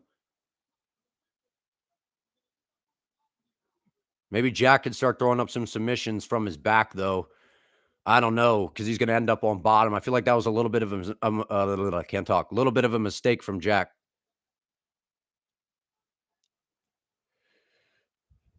Islam's got to watch his feet too. Training with Craig, guys will start to learn some nice, slick little, good little short elbows by Islam on top here. Half guard. 3 minutes left in round two. Up against the fence is also a little bit of an issue being flat on your back too, because people, it gives you sometimes it's a little bit harder to create some space. Sometimes you get stuck up against the fence, but then also that can also save you because depending on what submissions are attempted, that can kind of block from, like if a guy's trying an arm triangle, you can't get all the way off to the side, but Islam is on the side closest out to the open. So Islam's very good in half guard as well here. So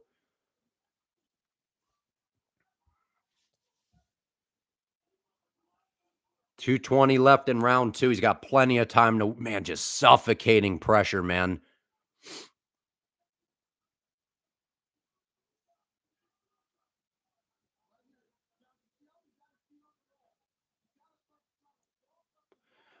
Yeah, see, and then this is kind of what I anticipated coming into this was what was Jack's approach going to be on the floor?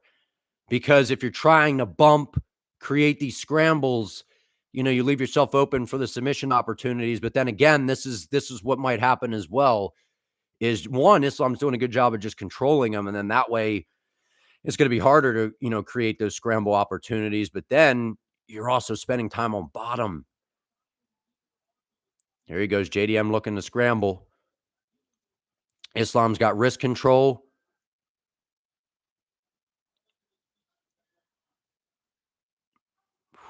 120 left in round two. Islam's got him flattened out and off the fence too.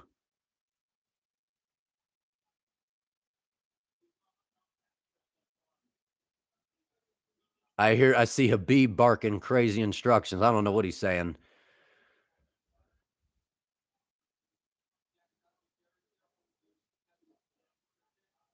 Jack's got to be very careful with that arm.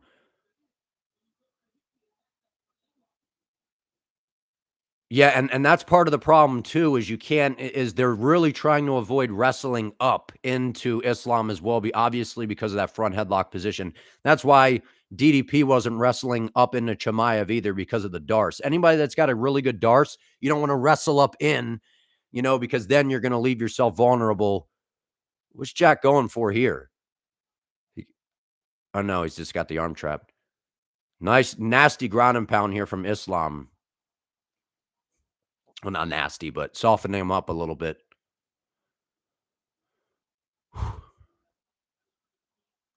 Jack's back up here. 10 seconds left in round two. Good knee to the body by Islam.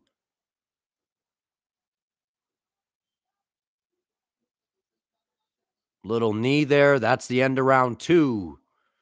We got 2-0 Islam here. Whew.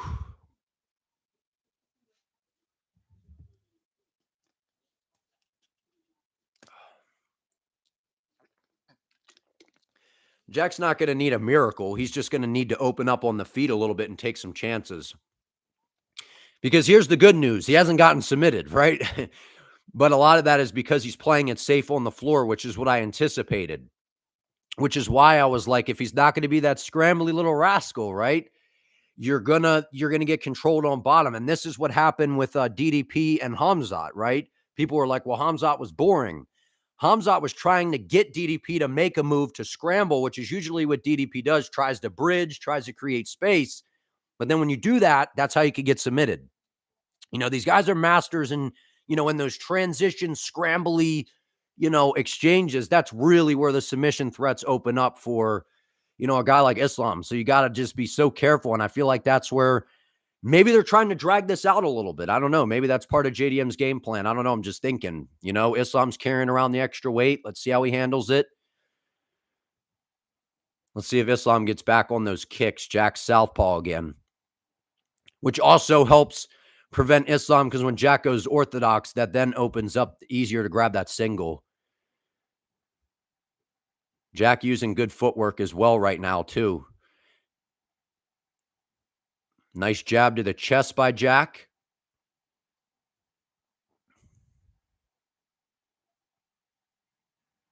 Jack just tapping with the kicks. He should be throwing these calf kicks, man.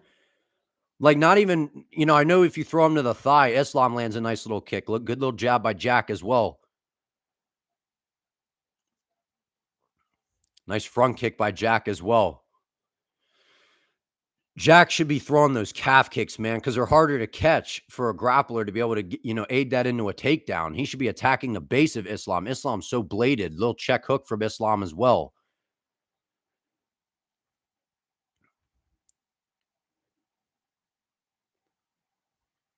Nice. Oh, that was a nasty. He got Jack kind of buckled a little bit. Good front kick by Islam, man. These kicks are nasty from Islam here today.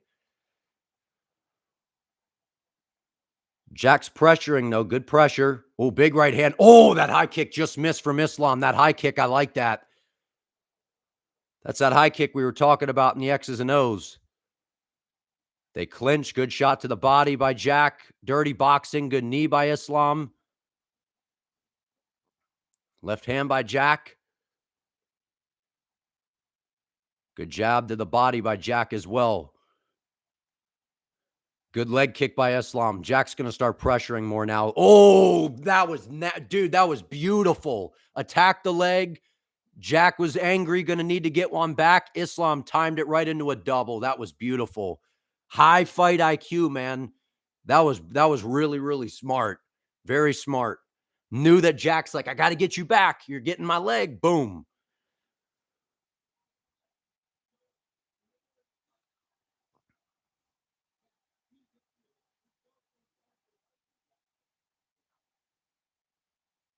Now Islam is just that heavy top pressure, man.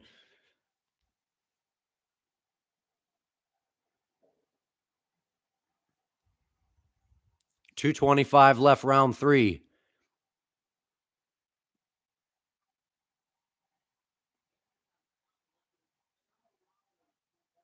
And Islam on the feet looks good too, man. Remember I was saying, I was like, don't be surprised if he outstrikes Jack, at least from what we've seen so far, man. His striking, he looks better. And that's what I said. I just felt like it was going to be a monster unleashed at welterweight, man. He looks strong. He looks pretty, and he looks mobile. And is actually my biggest critique for Islam, because I've said he's the most, I think him and John Jones are the two most complete fighters of all time. Off the top of my head, those two, the most complete fighters of all time.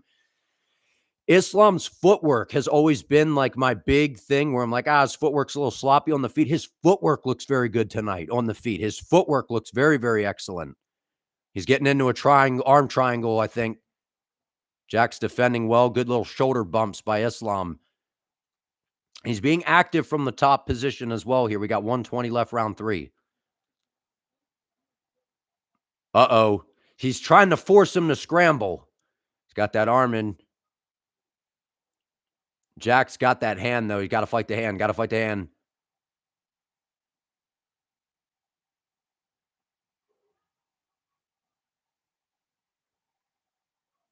Good shots on the ground here from Islam. Some elbows, hammer fists.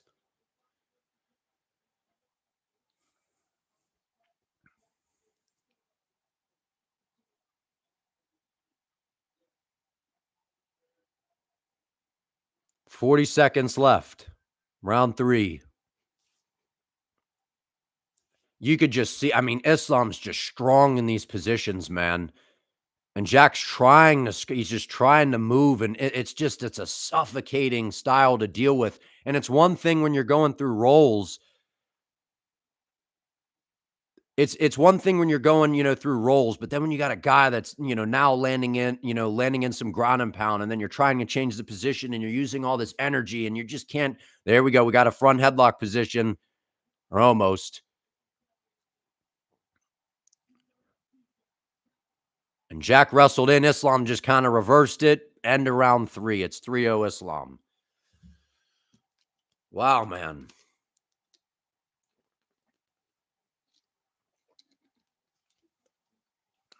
All right, man. So far, Islam has looked very, very, very good on the feet. He's been very evasive. His footwork has been good. His leg kicks have been good. And all the people out there that are criticizing Javier Mendez and talking a big game about Javier Mendez and just crapping on him for whatever reason, I've seen that that's like what a lot of people are doing now. I'm sure that that is him and Habib together on that leg kick plan. And that is beautiful. And watch for the head kick because it's coming again. And they threw it before. Watch for a left-hand high kick right behind it.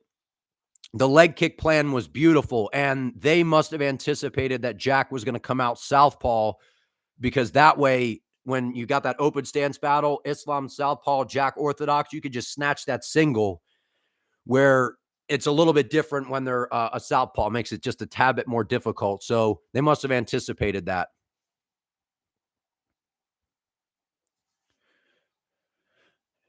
Jack's going to have to really start to open up, man.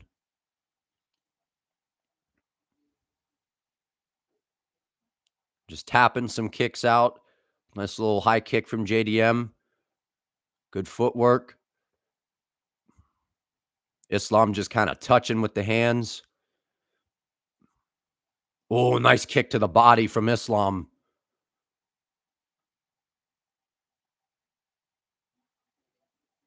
I mean, the footwork is really looking good from both guys, but Islam's footwork it looks much better than it has in the other fights. That was always my critique with him was his footwork. And I could see him kind of drifting away. He's trying to set up a hook, I think. Trying to pull him into that kick. There's that kick to the body. Nice. He's got to take some chances, man. He's got to take some chances. Jack just touching with the right hand. And the other thing too is Islam looks he looks like a little quicker to where Jack's just having a hard time really finding him as well.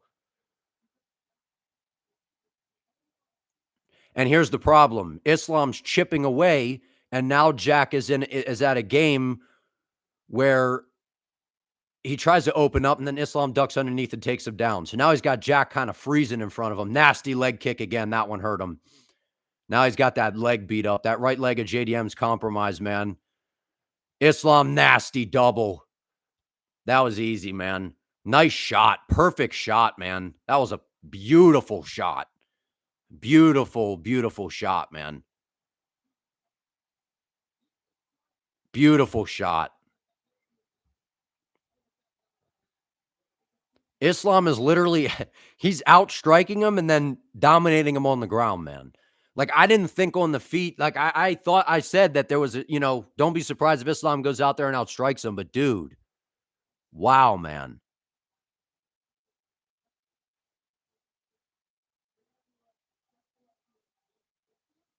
And then the problem is, like what I was just saying before, is Jack, whenever Islam, is beating him up with the leg kicks, throwing the kicks to the body, touching him upstairs a little bit to where Jack's like, I got to pressure. I got to do something. Good scramble by Jack. Now Islam's got his back, though. But then the problem with that is now, then you try to get one back, you try to open up, and then Islam just level changes. So he's just scrambling his brain, man.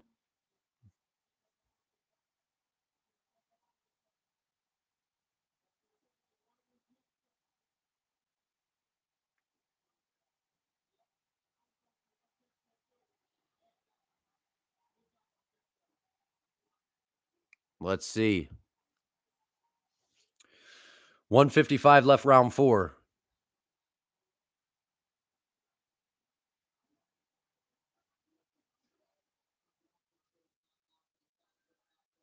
What'd they say, 12 minutes of ground control? Yeah, Jack's and that was a great game plan to attack the leg, man.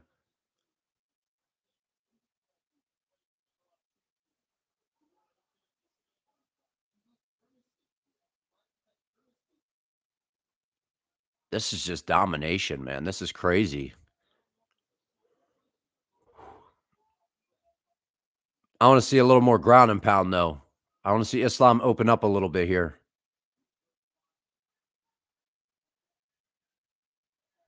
And then also throwing in some of the ground and pound, that'll force a scramble. Yeah, he beat up that calf, man. That looks like bruising along the calf.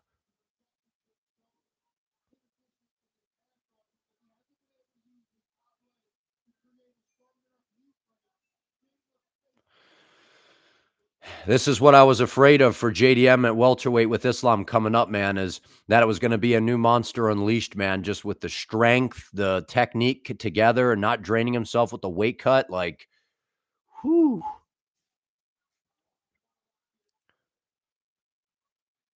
Uh-oh, he's go straightening out the arm. Uh-oh. Uh-oh. JDM's got his arm back, okay. Up against the octagon side here, 15 seconds, round 4.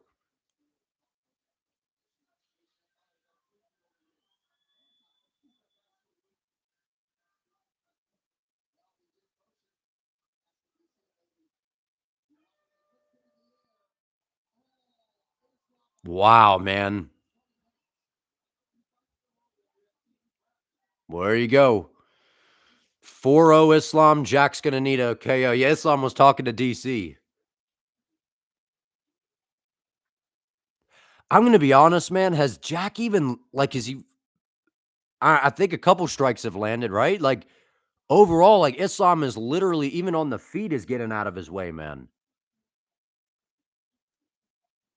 Jack looks a little discouraged on the stool, man.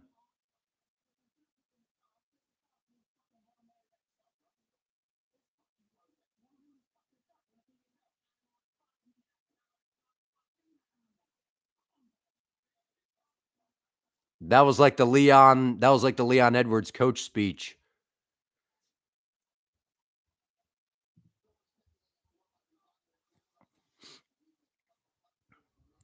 I think his leg's banged up, man. I think he Islam beat his leg up really good. I think that's what that was, right? Wasn't that like some swelling and some redness on the leg? Jack's just gonna go for it, man. So Islam's gotta be very, very careful because JDM's gonna go for it. Oh,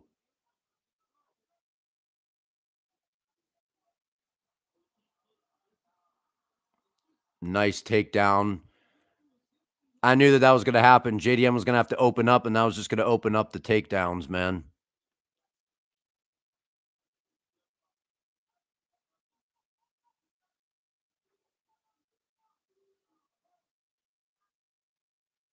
He's going back to that straight arm lock. He's trying to isolate the arm.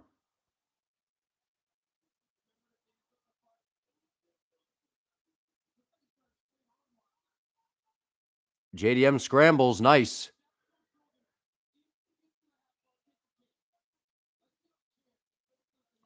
Islam looks strong, man. The technique combined with the strength, dude.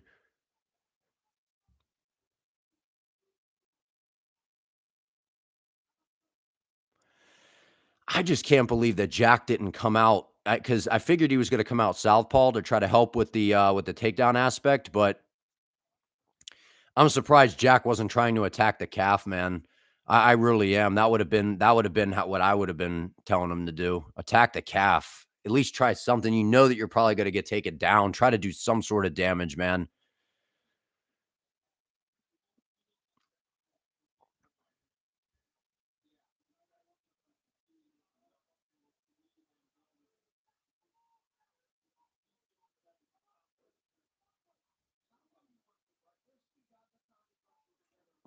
3 minutes left, round 5. Yeah, I would like to see Islam open up a little bit. I know he's trying for some submissions, but I would like to see some ground and pound. But again, um, then that gives Jack the ability to move and scramble.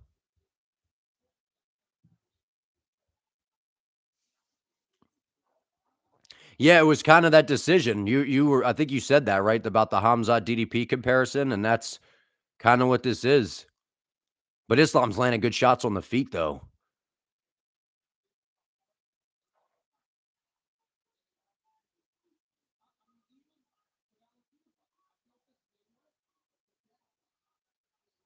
Yeah, it was either gonna he was either gonna scramble and get subbed, or he was just gonna get smothered, man, controlled.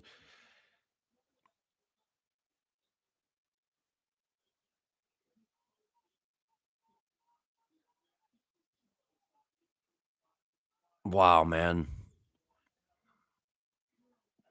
I picked Islam to win, but I didn't think he would just completely dominate like this, man.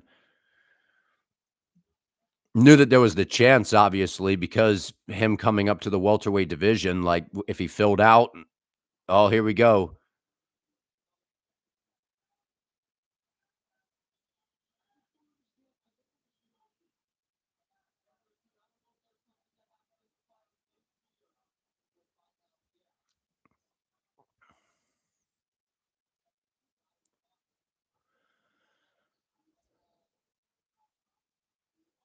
120 left in round 5. Uh-oh, here's the Darce. He's trying.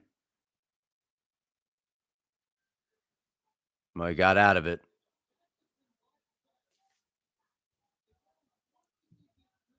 Yeah, they prepared him very well for submission defense.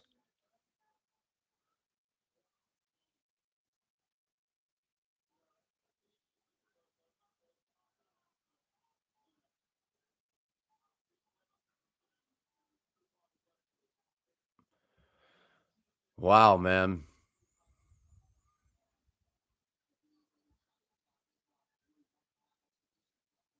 40 seconds left, round 5. I wanna see him open up with some ground and pound. I wanna see more submission attempts.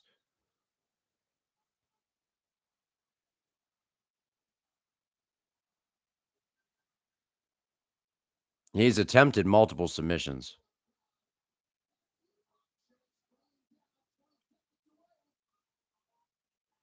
What do you mean he dove for Islam was touching him up on the feet, man. He was busting up that leg, dude.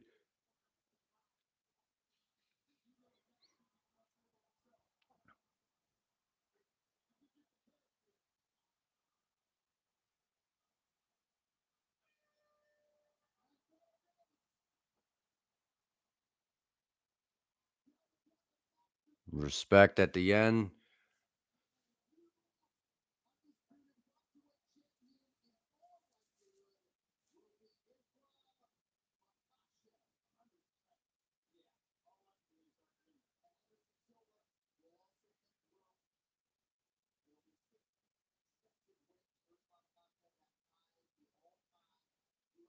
Wow, man.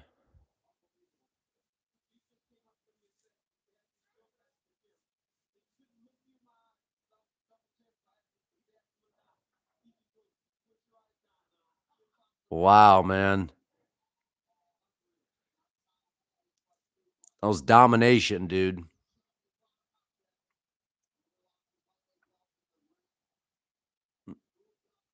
It wasn't the most entertaining thing, I gotta be honest, though.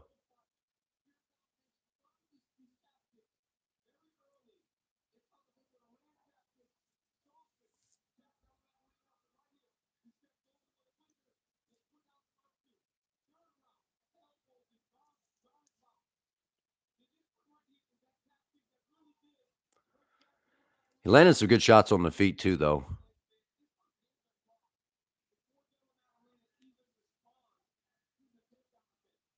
That's what I feared, man, was if the takedown defense wasn't gonna hold up, this was gonna be the problem, man.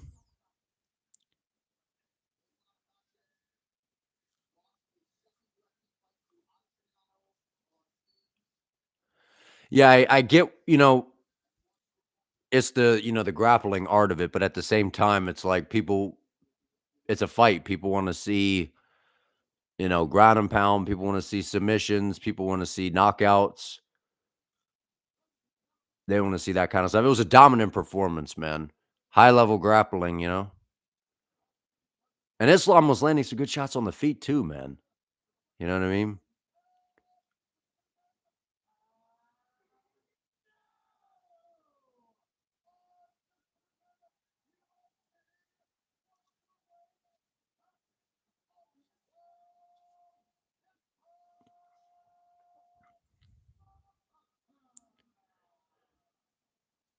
Wow. That was domination, man.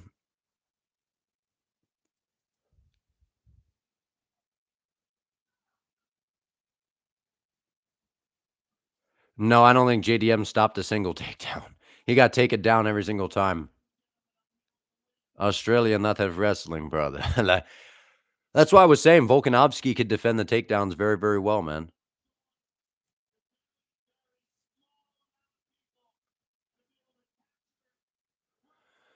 11th fighter in UFC history to become champion in 2 weight classes.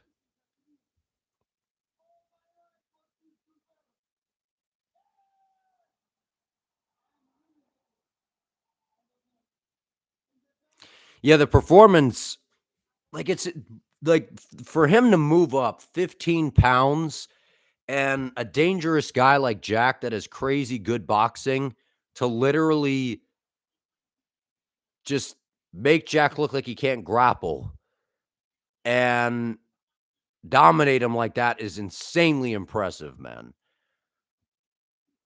I understand that it's not a knockout, it's not a submission, it's not an action-packed, "Whoa, whoa, whoa," type of fight, but in terms of the dominance, man, like, that is crazy that he went up 15 pounds against somebody like Jack, who's that dangerous, and just took him down and dominated him, man. That's nuts. I thought Jack would do better, a little bit better on the ground in terms of creating some scrambles, being able to create some separation. Holy smokes, man.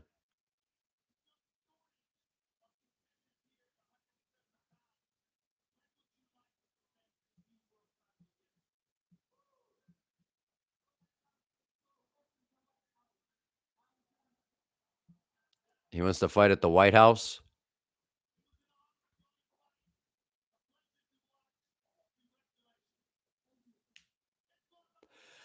That was dominant, man. People will say it wasn't the most entertaining thing, and I understand it wasn't a knockout. I understand there wasn't a submission. The dominance factor is crazy, though, man. That is pretty wild, man.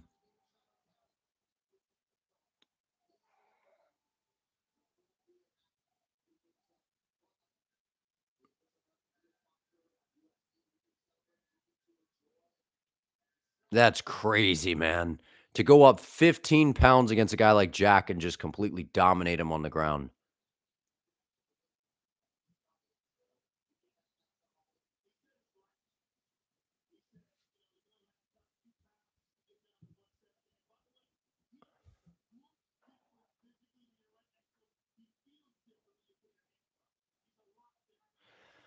That is wild, man. Well, I hope everybody enjoyed the stream, man. This was a wild card, man. We had a lot of finishes. But now I guess the question is, what do we do at 170? I know Kamaru Usman is saying that he wants to fight for the belt, and I'm like, ah. So then we got Morales and Prates. I think Morales and Prates should have they should fight each other, and then the winner gets a title fight or something like that. So can Islam beat Prates or Morales? I mean, I don't know if those guys have the ground game, man. Like Islam just it's levels on the ground, man.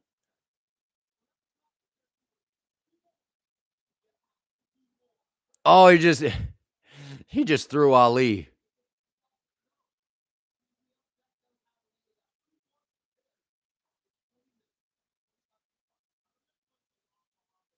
Wow, man. Yeah, Ian Gary, that might be, yeah, because of the footwork and the movement and the range and all that kind of stuff. But at the end of the day, I just feel like the overall skill is just a problem, man.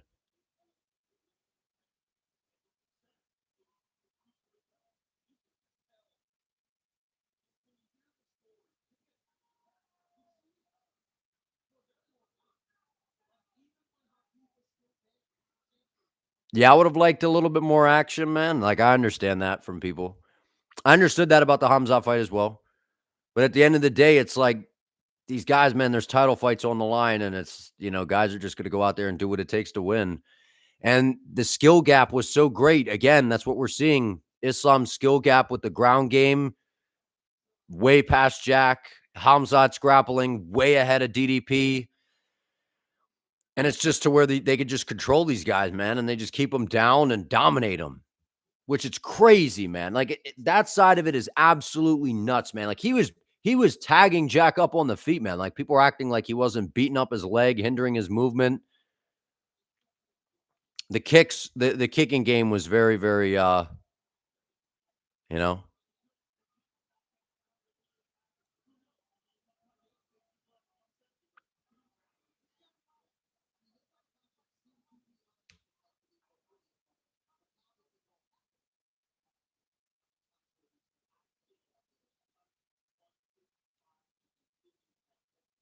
yeah, I don't know, man.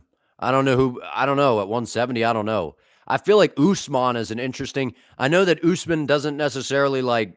I don't know that he should get the title shot because again, he just beat Buckley and lost a couple in a row. But again, the one was Hamzat on short notice, the Leon fights. But the aspect of Usman, I feel like is the only one that could really maybe challenge him because of the ground game aspect. I feel like the other guys have holes in the on the ground that Islam would exploit.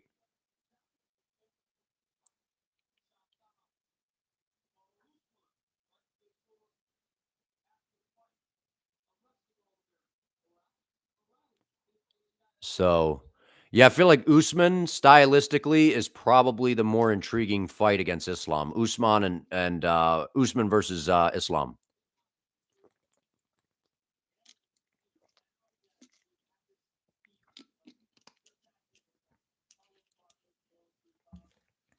Yeah, I feel like there's even a level difference against Shavkat too, man. I don't know. I don't know. It's been so while since we've seen Shavkat fight, man. I don't even know because Gary was doing really well against him as well. But I still think that Islam would beat Shavkat, man. So yeah.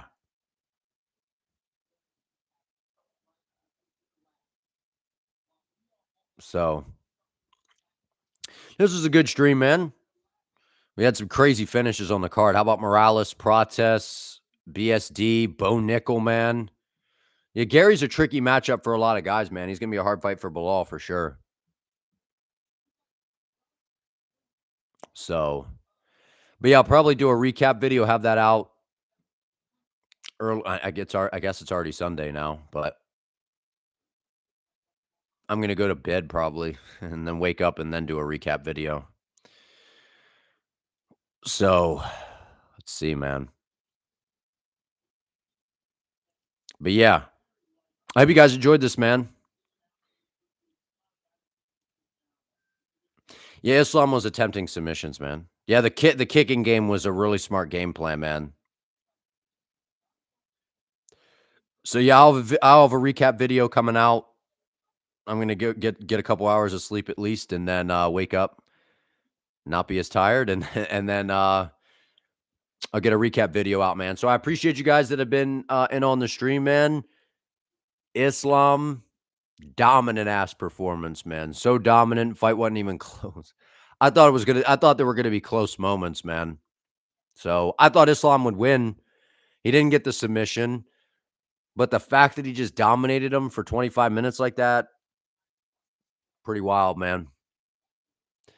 Pretty wild. It was like the DDP versus Hamza fight. So the people that were saying that, to move up 15 pounds and then do that is crazy, dude. Just like what Hamza did pretty much.